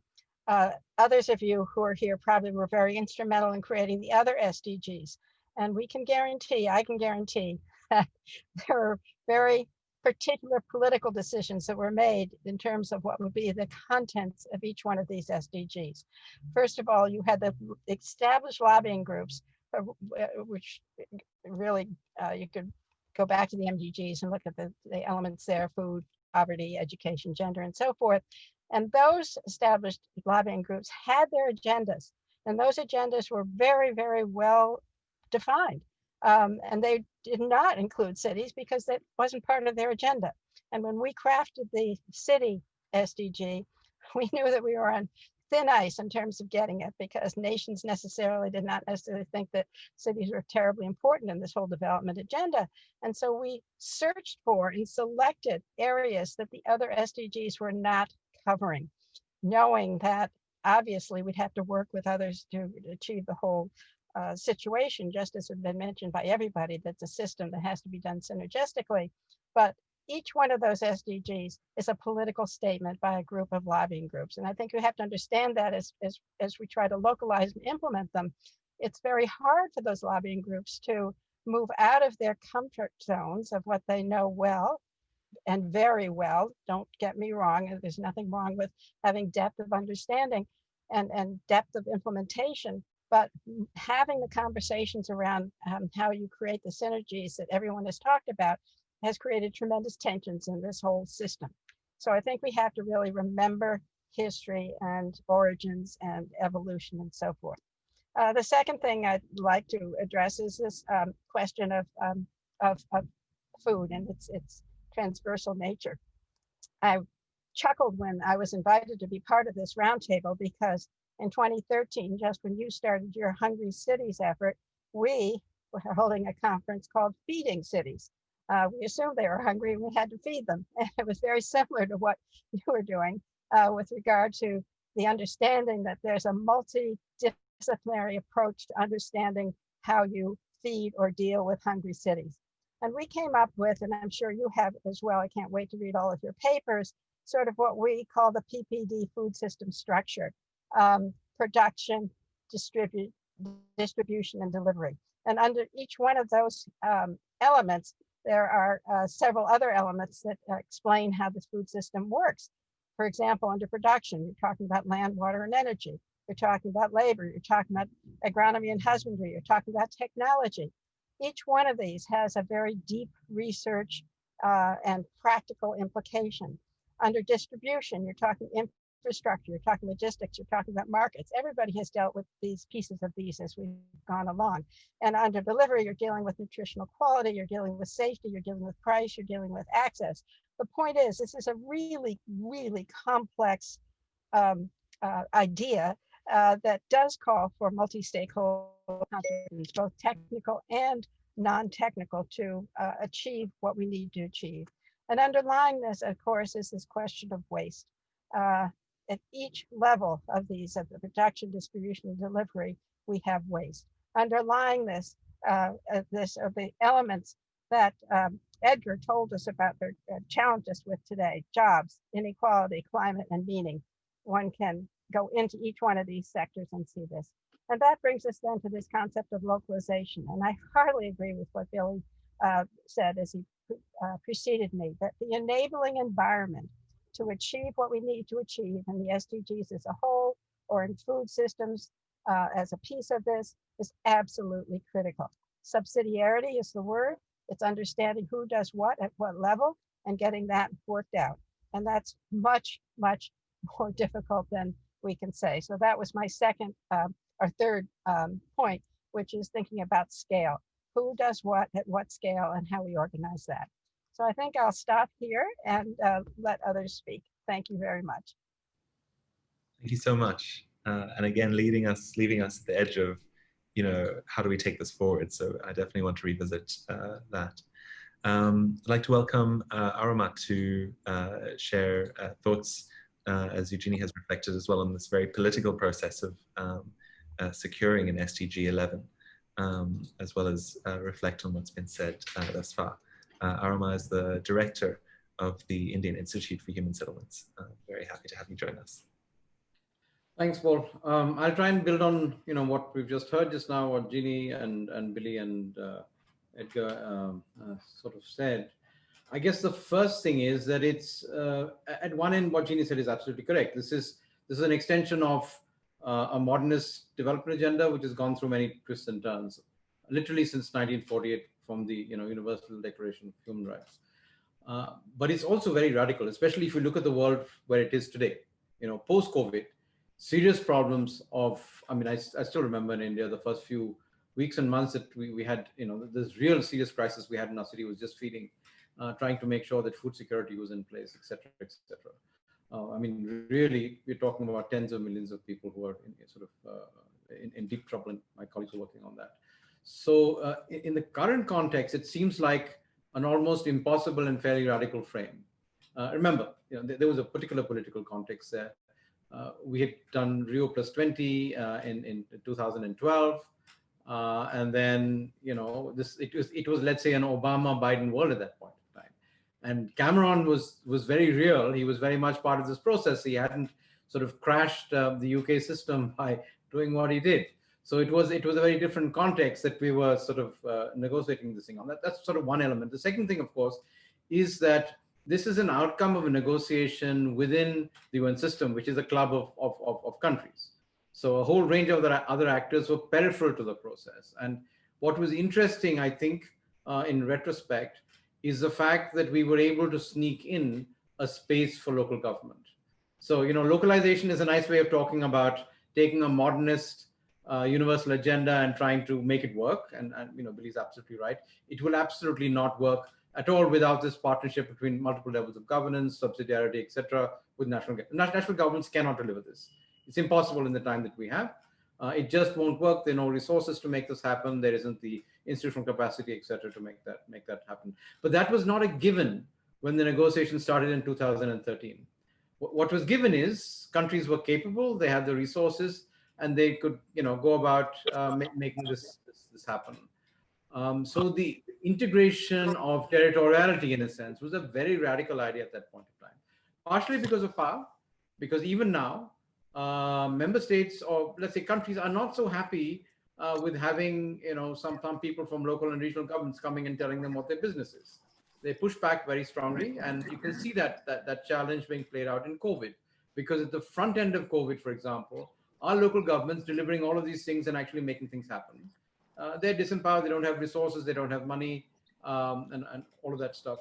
So the first thing was just to address the fundamental binary in which I think the food problem is sort of constructed within the nation state framework, and that is between rural and urban, right? So one of the deeply political things that you can see in the definition of SDG 11 is the framework of sustainable cities and communities.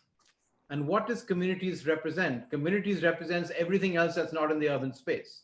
Why? Because when we were negotiating this, the first person I still remember who came up on this question in 2014 was one of the ministers of money, and he said, look, if you guys get a goal for urban areas, what will happen to rural areas? We won't get any money, nothing will ever happen. So in a sense, the idea that this was a territorial frame, that it included cities, and cities certainly cannot survive without ecosystem services, without food, without water, et cetera, and we were all in this together, was a radical idea. So there was one part of the radical idea is, you leave no one behind. But I think the radical new idea we introduced into the frame was the idea of leaving no place behind. The question of spatial justice in some senses. Because governments are not organized spatially, at least at the national level, they're organized by sectors. So that was a fairly radical idea, and I think we're still struggling with the process of so-called localization of the universal agenda. The other sort of critical thing was, in order to deliver this as an outcome, we had to retreat from some spaces that were obvious that local governments were in. You know, water supply, education, healthcare, and even like Jeannie was just saying here, dealing with food crisis and food distribution. These are things that local and regional governments do as part of their daily business. They do it an awful lot better, at least in my experience, than many national governments do. But we had to retreat from that space, because without that, we would not have got space. We would not have got space for cities. And to speak specifically to the sort of food agenda in some senses, because this was a debate that was taking place with governments, with UN agencies sitting in the background, WHO and IFAD and the entire apparatus that's been there, CGIAR, etc., for 50 years or more, were very clear and strong, and they had a very clear and organized agenda from the MDGs onwards, and you see that in SDG 2. Fine, that was a kind of given. You have to end poverty, and to end poverty, you have to make sure that everybody has food security. Fair enough. But where does food security come from? It comes from rural areas. It comes from production and maybe some market-based processes. So the idea of urban agriculture, peri-urban agriculture, cities are problematic spaces where you have food riots that create regime change. Fine, that was in a sense the subtext of a lot of that engagement.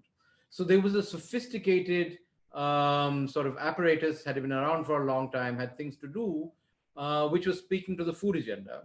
And there was a very fragmented community, I'll say almost a community of people working in local governments and cities who were just about getting their act together. So this is in a sense a David versus Goliath kind of engagement. So strategically what we did was we pulled back from these very strongly organized lobbies, both within national governments and otherwise, and like Jeannie said, sort of claim this intermediate space, knowing very well that if this agenda had to work itself out, we had to recolonize that space. And in a sense, what Hungry Cities is doing is providing the evidence from across the world that this is exactly what actually happens in practice. So, and that game is on. It sort of, it picked up some momentum with Habitat 3, with the climate crisis and, all the other stuff that's happened around the 1.5 report. It's become even more critical. And, COVID in some senses is the classic, what I would call SDG storm. It starts around health, but it permeates the entire system. And I think that's the real shock that the international system is engaging with just now, saying that you can start with a small thing, but it could actually create a global shock, which means that you have to take the integration of all these systems really seriously. And the people who know how to do the integration at that level are actually in local governments, or the partnership between local governments, citizens, civil society organizations, firms, et cetera, at the local level.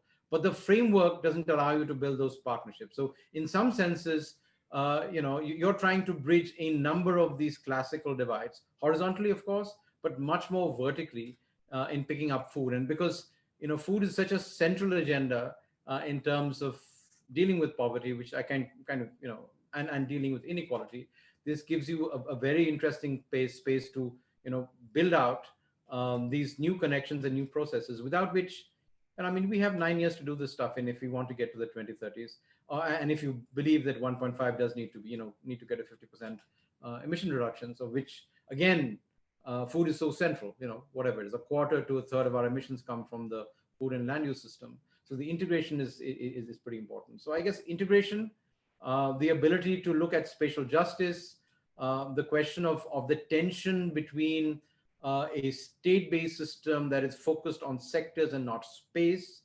and the integration of nature and of course climate and other risks along with that. So you're sitting at the nexus of all of these 3 or 4 different things.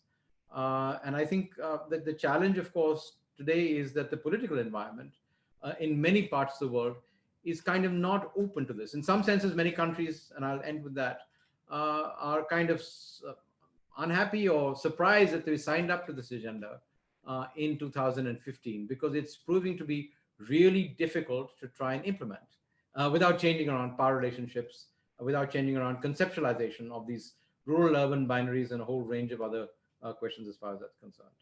So yeah, I leave it at that. Thank you so much. I think thus far there's such a rich offering of perspectives here. I really want to hope we have more time to digest together.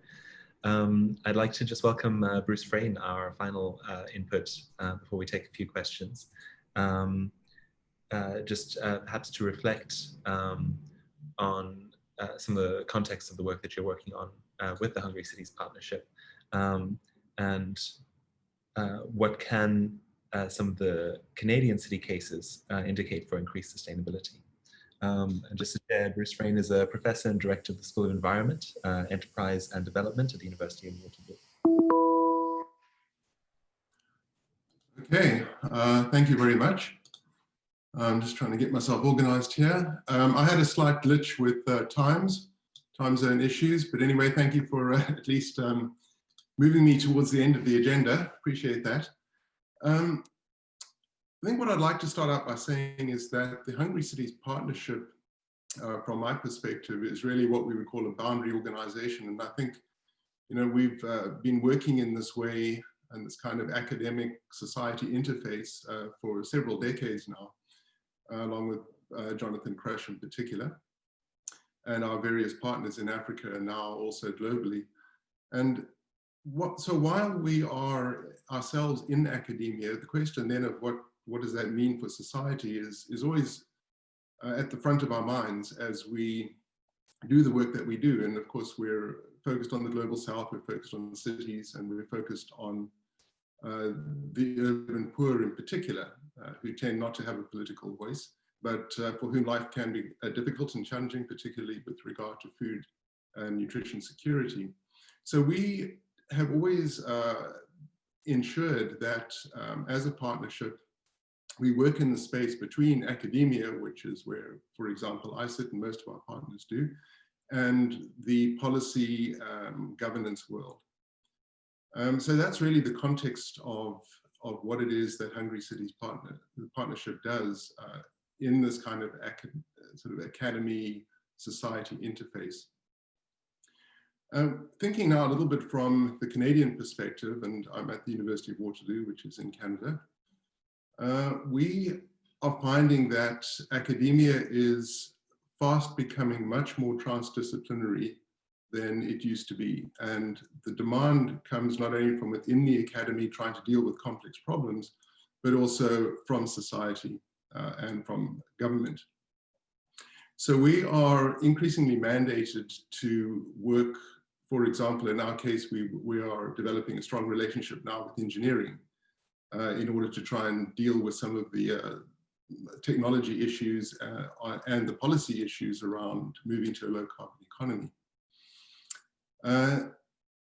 We are increasingly engaged with government. Government is actually funding some of our work, also with private industry and community-based organizations. So we actually are partners with a strong not-for-profit think tank based here in Waterloo, but that works nationally. So that's the first point, I think, is that we are really being asked to step up to deal with real world problems. And I think the Hungry Cities Partnership is a good example of how we do that. Research can also serve as a catalyst for action. And I think here I'm going to turn to our work on the Sustainable Development Goals, and particularly trying to develop an index to help support the voluntary local review work that is going on. So as Aramar was saying, and many of you have echoed, you know, it's really about trying to embed the SDGs in the local context and local frameworks, local governance, local civil society. And that's what we're doing here in Canada. Of course, there are several challenges with doing this. The most notable is the lack of good, reliable data. And so it may be surprising to some of you to hear that right here in Canada, where we have a pretty sophisticated census system, we have data being collected by all sorts of agencies, local government, we are still unable to really get a data set that we feel good about using to try and develop some kind of an index, a way of measuring progress at the local level. So that's a major challenge. But what it has meant is that we are beginning to talk to each other. When I say each other, I mean cities are talking to each other, but the academy is also talking to not just amongst themselves, but also crossing the divide, if you like, into industry and civil society. So that's the second point. research really can serve as a catalyst for action around the SDGs. And I think we see that all over the world. And certainly that's what we're working on here in Canada. The third point I have to make is that we really need to think about maintaining public trust. So one of the big questions that relates to the academy and academic freedom is the question of doing independent research. So while we have pressure on the one hand to be more transdisciplinary, to partner with private sector and with government and so forth, we are also asked to maintain public trust by ensuring that the university maintains a focus on academic rigor and transparency in these relationships with government, civil society and the private industry. So this is something that we're increasingly feeling in our own university. So we see the importance of partnering, but we also understand the kinds of pressures that can come through those partnerships and the funding associated with it. The final point then is, what do we do about all of this? And Arima, of course, as a member of the governance structure of the SDSN, the Sustainable Development Solutions Network, knows only too well that the SDSN is a global network of universities that are really trying to learn from each other, but to actually help meet SDG targets in our various countries. So this is a very important initiative. The SDSN Canada, so the Canadian chapter, is actually hosted by the University of Waterloo. It happens to actually be in my school, so I have a very close relationship with it. And the the SDSN, for those who don't necessarily know it, focuses really on education, research, policy analysis, and global cooperation. So we're trying to, in a sense, mainstream education, the SDGs into education and into the way in which our university educates people, the young generation moving forward. So, and you'll see there policy analysis is one of those 4 pillars. So I think probably going to wrap up there and just say that there is a lot going on internationally, notwithstanding the kinds of challenges that we have. And perhaps as a final word, I'd like to just invoke Johan Rockström in a recent talk I saw by him, saying, you know, when he first really put planetary boundaries out there, it was about 2010. 10 years on, he's still talking about planetary boundaries, and we're talking about the SDGs. We know how to do it, but we're finding it very difficult to do. We only have about another 10 years to go before we probably exceed our planetary boundaries in a way that could be thought of as the tipping point. So the challenge is urgent, and I think we all understand that. And I think the Hungry Cities Partnership is doing what it can on the food and nutrition security front in this regard. So thank you. Thanks so much, Bruce. I think there are strong points about sort of data-driven decision-making and research as a catalyst for that. And that ties into what Caroline alluded to, which is more information about the informal economy has allowed them to advocate and demonstrate the essential nature of the informal sector in a lot of urban processes. And similarly, the value of intermediary organizations as driving interconnection between different parts of society, I think is really important to outline there. I'd like to call back, I know everyone's turned their cameras off, which feels like hiding a little bit or giving more space perhaps.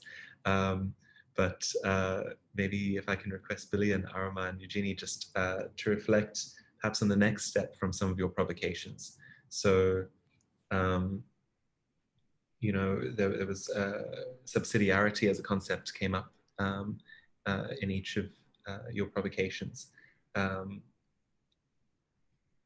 And yet the challenge of having the SDGs as either, as Billy said, radical versus maybe what Eugenie's referred to as, in a way, the obvious next stage of the development journey.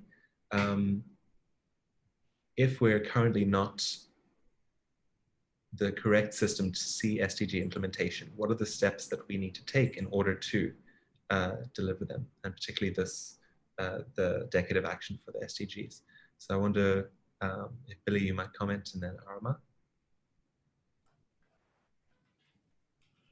Amongst the many things that I could choose, let me suggest that whatever we do and whatever the state of the intergovernmental system, we can't avoid, while I'm part of the sort of urban mafia advocating a very active role for cities, the reality is that the majority of cities where the overwhelming majority of people live do not have the skills, capacity, or resources to do the things that we all say that they need to. And I would like to see a sort of green revolution level engagement about changing the image and the skills and the resources of the local government base. And that requires a fundamental mindset from the national government, and so that local government is seen as complementary and not competitive. But the majority of urban growth is happening in small and medium-sized cities, and unless and until those cities have the human resources as well as the mandate to manage very complex systems of interrelated objectives, continued centralization is going to be a self-reinforcing fact. So this needs to be a conscious, decisive break with the past to empower not only local governments, but also civil societies in those cities. So a huge exercise, a long-term exercise of building institutional capacity at the city level. It's really, it's a precondition for all of our delivery mechanisms, SDGs and Paris and beyond. Thanks so much. So I think I'd like to build on what Billy's saying, and I'm sorry I don't have my camera on. I'm in a place where I can't turn it on. At any rate, we need to build the institutions, which means we need to think about what cities need to raise the revenues and govern themselves properly. And that means thinking about the very basic things like creating cadastre systems, integrating the informal settlements into the city itself so that services can be given, and the ability to create revenues to pay for this, or to create financial stability to access the international sources of finance, local and international sources of finance. So it's very long, it's very tedious, it's very technical, plus inclusive in terms of explaining to the citizenry and involving the citizenry, empowering the citizenry in supporting the institutions that make cities strong.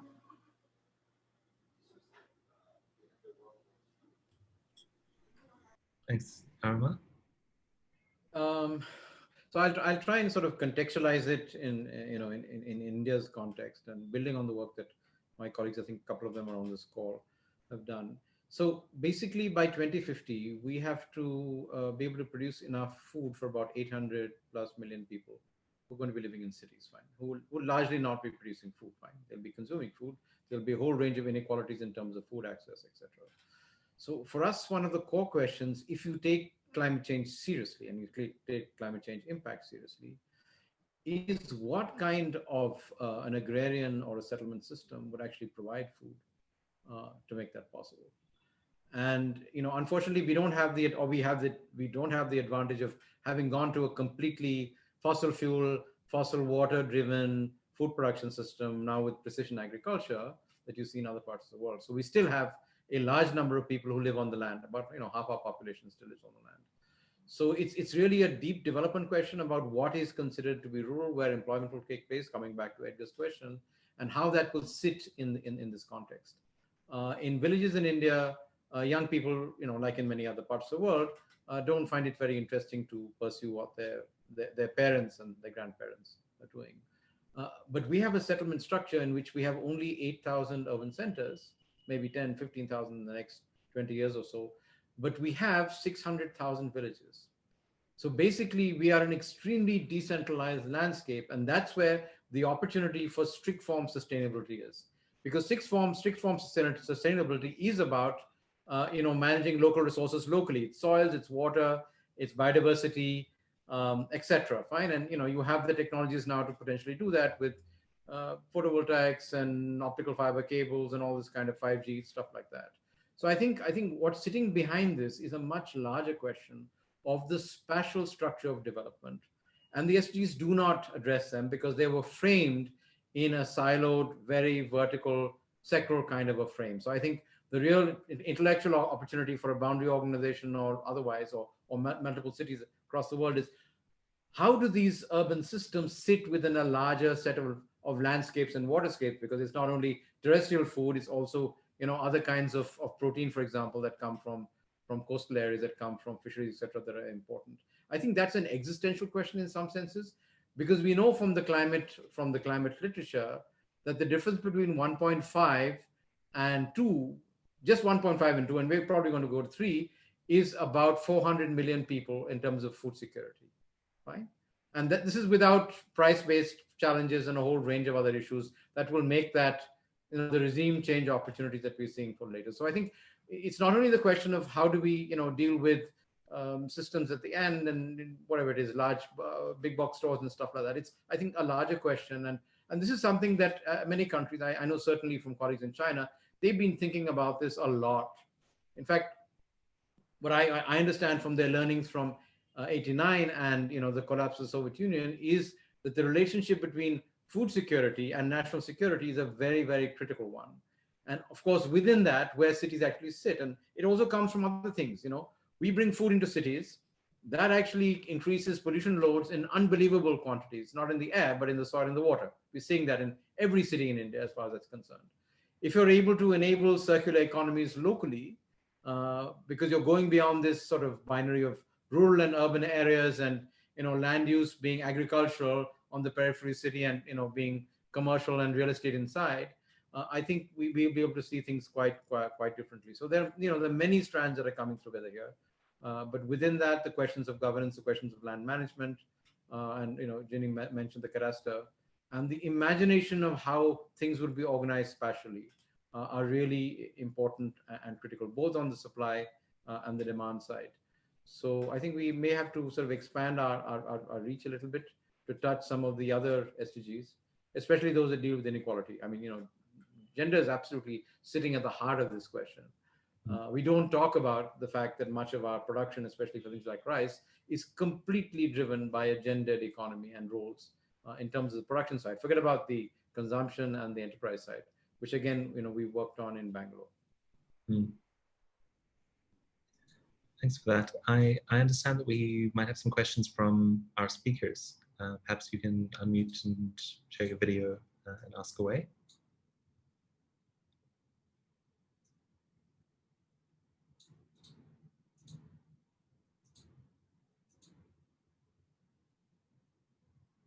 Otherwise, you can dive in after the next point. So Arama, what you've shared is we have a spatially decentralized reality, which isn't necessarily matched by decentralized governance.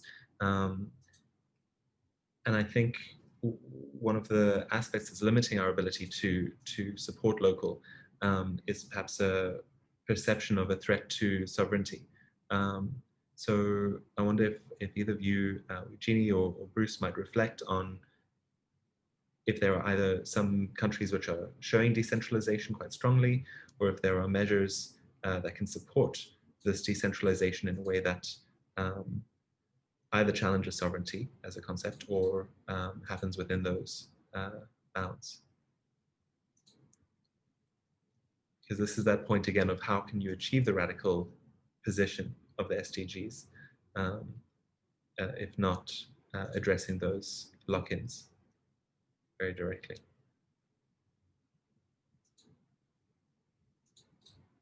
I wonder if Eugenie or Billy. Bruce, you've unmuted. Yeah, I can just make a few comments related to that from the Canadian perspective, which I probably know better than some of the other countries. I don't think sovereignty is something anyone even speaks of. I mean, yes, Canada should be doing what Canada does, but it's very much in the context of North America, and it's very much in the context of the world. So Canada's had a long history of thinking about what its role is internationally and playing a role in different ways. And that kind of mindset is still very strong in Canada. So when we talk about the SDGs here, it's always about what should Canada be doing for Canada and what should we be doing in the world? What is our role? So I think sovereignty is not really not a thing that people talk about in the way that they perhaps do in other countries. We're very, I guess, we're strong believers in the fact that this is a global effort and that all countries play a role and should be doing so in the context of each other rather than as a kind of more isolated entity, kind of the United States approach for the last 4 years, hopefully changing. And I think we certainly look to Biden and the idea there of pushing sustainable energy as a primary agenda. I mean, the US could absolutely lead the world in terms of becoming zero carbon, but they haven't had the political will to do that. Canada is very excited about that. And I think we're already making, in typical Canadian fashion, quiet moves in that direction. If I go and buy an electric car, I get a $5,000 rebate from the federal government, for example. So we're looking to technology, we're looking to federal and provincial governments to actually put policies in place that drive the change. I guess it speaks a bit to Billy's point about institutional strength. Canada has certainly proved under COVID that it has institutional strength and political will, and it will do things that are quite amazing, actually, I think. So as somebody coming from perhaps somewhere that doesn't have that kind of capacity or political will. So it's been interesting to see, and I really feel that Canada is going to look not only to itself, but to the world for the way in which we tackle the challenges that lie ahead. So rather than being inward looking, very much a kind of outward looking perspective. Thank you. I think one thing that we should look to is this growing movement of voluntary national reviews, local reviews, excuse me, that was started first by New York City and has gained a lot of credence throughout the world. And this is asking localities to really examine the SDGs and see in what context their work fits to what's happening. And so I think this is an extremely useful device that could be supported.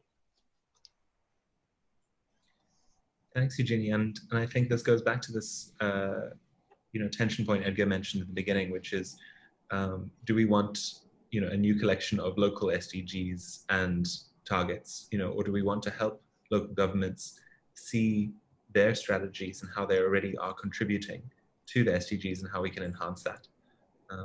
I think that's something which has come from our engagements, as Nacho was sharing, is trying to look to SDG achievement. Jonathan, I understand you might want to ask a question of our speakers.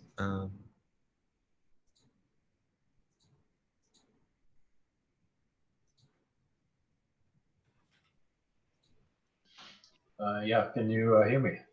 Absolutely. Yeah, I was just interested in this question of what is driving rapid urbanization and everything that comes with it.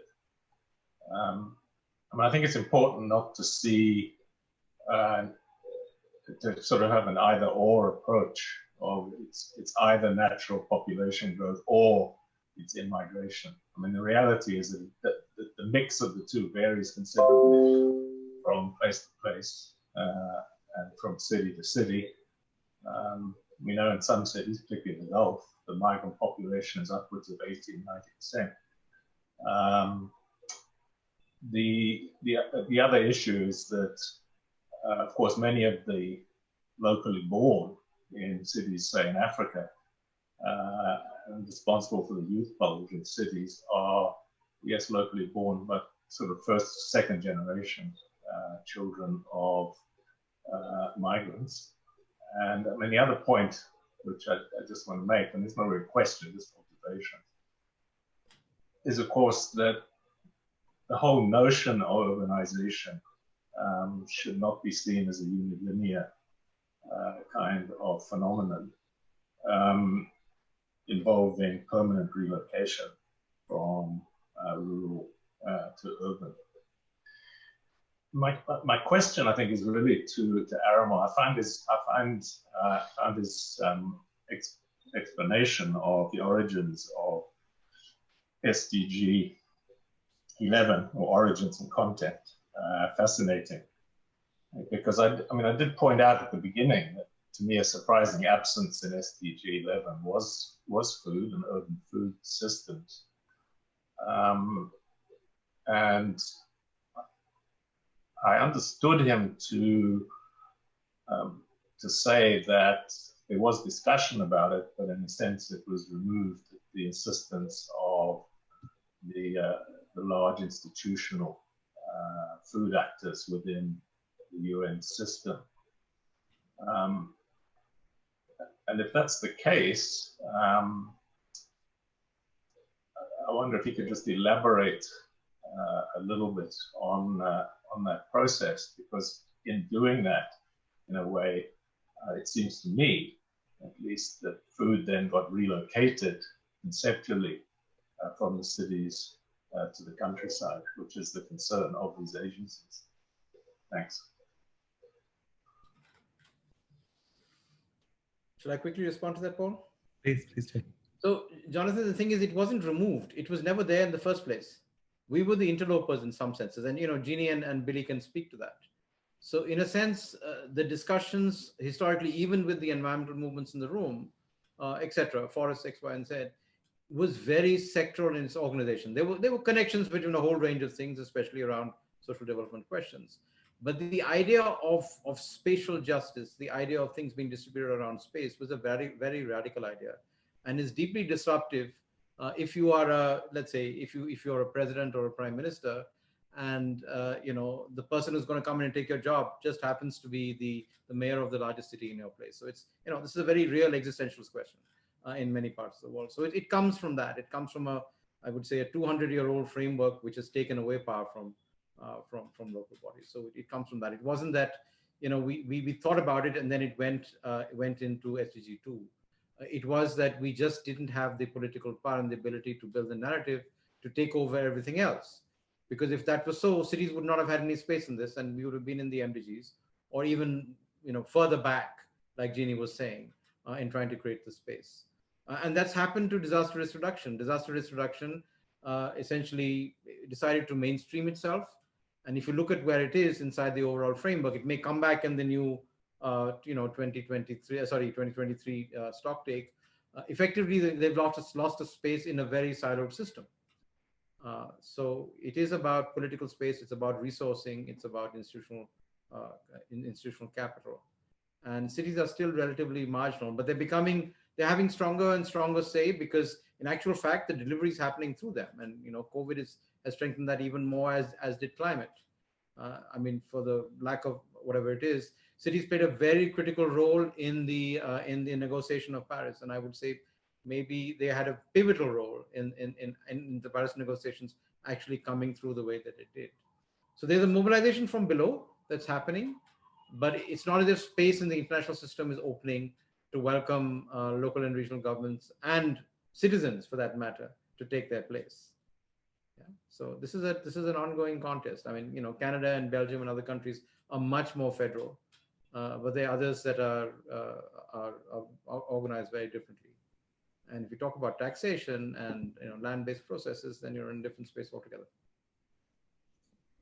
Just building on Jeannie's historical narrative going backwards, this is an anecdote from the MDG summit, which was the inclusion of the target of 100 million slum dwellers having their lives improved. Was the first time that urban poverty had ever been recognized.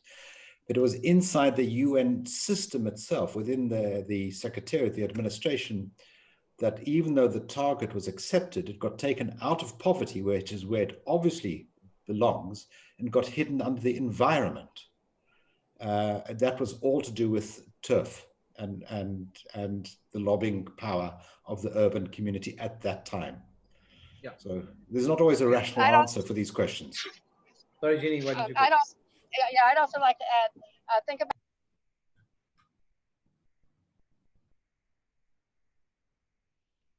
Jeannie, I think you muted yourself by accident. Please go ahead. Am I unmuted now? Yeah, unmuted, yeah. Okay, thank you. I'd like us to think also about the kinds of people who are looking at development. And it's been largely dominated by economists, and economists see the world's flat. They don't see the distinctions in space, and they don't have data sets that are subnational. And so, of course, they're looking at national data. Then there's a political issue. Let me tell you, we had to work very, very hard. I'm a US citizen to convince the US negotiator that cities were important. And it took a lot of arm twisting to do so. And that happened in many, many countries where we went to the various negotiators and basically had to lobby very significantly for the spatial understanding of things. And lastly, I would point out this new work that's being done by the Joint Research Center in the EU and the OECD, the degrees of urbanization work that has come out, which is creating a common database and a common way of looking at urbanization. If you look at the definitions of urban over the world, it can be anything from 10,000 people to 2,500 people in a particular place. So how we look at urban from the theoretical and academic and research point of view, as well as from the people who are advising policymakers, has had a huge effect on how cities were regarded beyond the political issues that have already been covered. Actually, just a quick footnote to that. Jonathan, the proof of the politics of the process was when we originally framed SDG 11, that was a very measured kind of process in negotiation. There was a critical word in the byline, and that was the word productive. And the basic idea is that cities are places which create, the economic output, they create the work and all the other kind of stuff. Now, in the negotiation, the word productive moved from SDG 11 to SDG 8. Yeah, why? Because it was seemed by some pretty large countries and a whole range of other sort of organizations that industrialization and productivity were interlinked. So you're going back to the standard sort of framing of industrial development, going back to where it is. So that was a very tough negotiation, and essentially we lost that. And in some ways, we go in a whole range of other institutions are still trying to recapture that space between informality of work and the connection with cities. And of course, that ties in with informality in the agricultural and the food production sector also. So these were very, very tightly fought battles, and they still exist. And the other word that was contentious was sprawl. This is very important, of course, when you're thinking about agricultural production. And goal number 3, we tried to get the word sprawl in there, and that was fought violently by certain nations. And so we had to kind of wordsmith it to mean sprawl, but not really say it blatantly. Thanks so much. I'd like to pivot briefly there and ask for a closing remark from each of our speakers. Just to sort of set us up for tomorrow, before Gareth tells us a bit more about tomorrow. What is one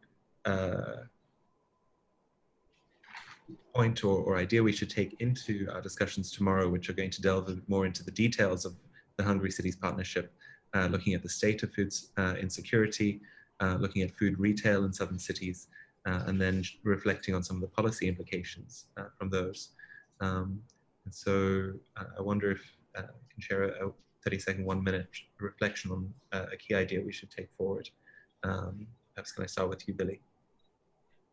I would just reinforce the importance of institutions, and going back to the relationship between governments. It's not a zero-sum game. It doesn't follow that if you've got strong local governments, that it's at the expense of the national government. And it's getting that relationship right across all sectors, including food, that I think is fundamental to success, leaving aside the non-state sectors, but just within the public sector, that's fundamental. Thanks. Bruce? Right. Well, I think, yeah, we can say all the usual things like embedding the SDGs in the local process and context and all of that. So I think we understand that, and that's fine. But I want to just refer to this question of urban food security, food and nutrition security, as a theme that is pursued by development agencies, governments, and so on, or not, as the case may be. So we have trawled the journal databases around the world and trying to understand what the sort of genesis of urban food security as an intellectual academic endeavor was, and where it is today. And what we find is that it's actually very new, and you're down to about 10 names that appear constantly in that little group. And so what that tells me is that this idea of urban food security in particular being a key development agenda, because it cuts across health and equity and all sorts of things. It's just not really on the international agenda yet, properly so. I don't think it is. And that's what the literature tells us when we look at the bibliographic data. So I think there's a lot of work to be done in raising the profile and making the case for food and nutrition as being central to the development endeavor of the planet. Thank you. Jeannie? I think we need to make room for dialogue. What I mean here is that we have so many different stakeholders who are involved in the SDGs, and in particular in the food system work that you are doing, that each group comes with different motivations, and we need to be able to talk to each other about what these motivations are, be able to compromise on some of these things in order to come out with the kinds of policies that we need to address this issue. Thanks. So if I go to the sort of the crux of the challenges we find in South Asia, at least, the non-negotiables are the ending of poverty and reduction of inequality. In a post-COVID world, you cannot end poverty without dealing with nutritional and food security, because 50% of the consumption expenditure is happening around food. It's kind of critical. That's one thing. At the other end, because there have been so many disruptions in the production and the system, we really have to get a sense of both the food production, and the distribution, and even I would say the gig economy at the moment, at the opportunities that we are actually creating in that space, because these are sort of deeply embedded in cultures. If you're looking at rapid bounce back and new opportunities, this is one space that nobody is actually thinking about. So I agree with Bruce in the fact that there's a huge opportunity space to look at there, starting from peri-urban and urban production, distribution systems, processing, packaging, and whatever it is that we have very little understanding of. And it would really help the recovery and also the resilience of systems. And it has a very strong gendered element to it, which is really important to us in some ways. Thank you so much. I would like to thank our roundtable speakers for the session profusely for the excellent inputs and thought-provoking sentiments. And I'd like to hand over to Gareth to reflect on tomorrow and close us off for the session. Thank you, Paul, and thank you to everyone. I'd just like to echo your thanks to the panelists and all those that contributed today. It's really been wonderful, and I just to the audience, and I'd just like to sort of, for many of them, were juggling their own diaries in order to try and participate in this event. As you saw, some their inputs and insights were needed elsewhere, and so they were asked to, so they dropped on and dropped off, and others arrived a little bit later. And just thank you so much for giving your time and with such enthusiasm to contribute to this discussion. And I think it's been a particularly rich discussion. It was, yeah, I was scribbling notes furiously. So thank you to all of you for that. I'd also like to offer a note of thanks to all those who attended. I think there were some fantastic questions that came through, and I know some of you might not have had questions, they might come through later, but really just thank you to all the attendees and everyone like that. But then also just to Paul for facilitating much of this conversation, but also to his team, particularly Ryan, Jessica, Salafina, Georgia, and my ACC colleagues. Just thank you very much. And I think for me, what this has done is it set the foundation for tomorrow's discussions. And while the Hungry Cities focus was never on the SDGs, in fact, the grant was awarded before the SDGs were agreed to. And so tomorrow, again, starting at 2:30, we're going to reflect in a lot more detail. And I know today's conversation is around the fact that we need to not just focus on the local context, but look at these transversal issues, but how they also scale up across the different areas of government and the joined up nature that Billy mentioned and others.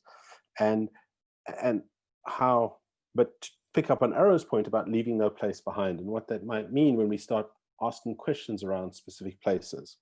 And so the themes that we've organized and the way we've set it together is these 8 partners from these 8 cities will reflect on some of their findings from their specific cities and bring those voices from those cities into this room. So we'll start again at 2:30 and continue from there. But we've sort of developed 4 themes, and the first one, that building on Jonathan's point about 1.9 billion people being moderately or severely food insecure, we're going to try and address the questions of food insecurity and ask 3 of the cities, Kingston in Jamaica, Maputo in Mozambique, and Nairobi in Kenya, to speak to the findings from their work specifically around food insecurity.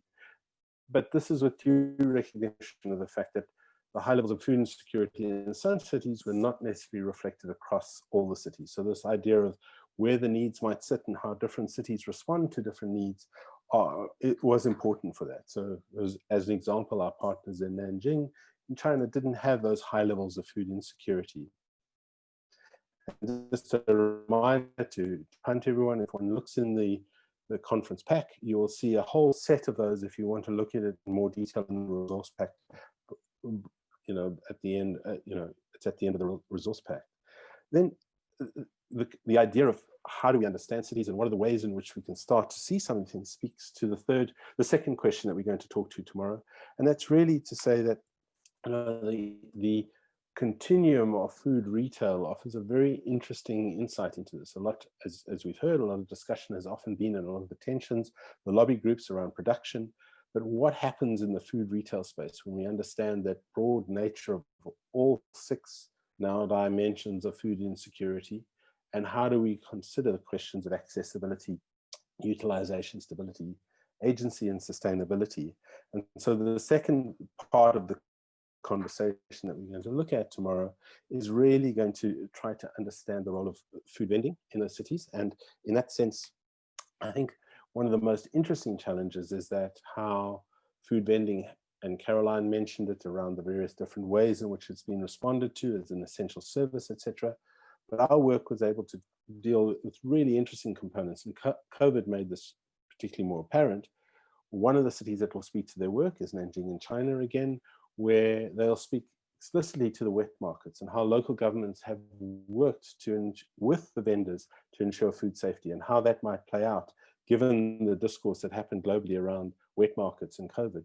But other cities locked down the informal economy, which has had problematic consequences where everyone is directed to the formal system. And so we'll have some discussions around not just the practice in the informal economy, but also stepping back and speaking to the governance of that. And then the third theme of tomorrow will look explicitly at governance. And whilst some of it will be governance around the informal sector, other discussions will look at more broader levels of governance and how governance in some cities play a role between traditional leadership, between elected officials, between politicians, and between long-serving sort of city bureaucrats, and how these different governance conditions and aspects all connect in trying to understand just the small question of food and how that plays out.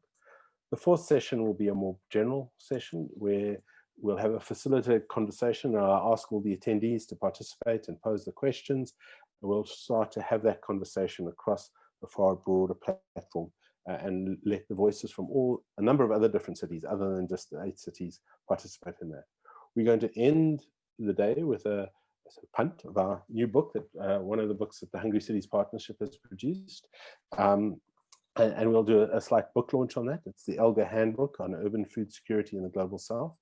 It's a book with fantastic contributions from authors from the from the FAO, from the World Bank, but also from cities and from a number of different organizations, both research and policy actors who are doing that. And so that will end off the day tomorrow. So with that, I'd like to thank everyone, and really to the panelists, to all the participants, and to all those that helped make this possible. And really a huge thank you to all of you.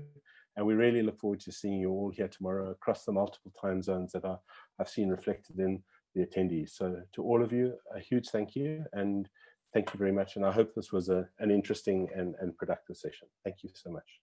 Over to you, Paul, to close.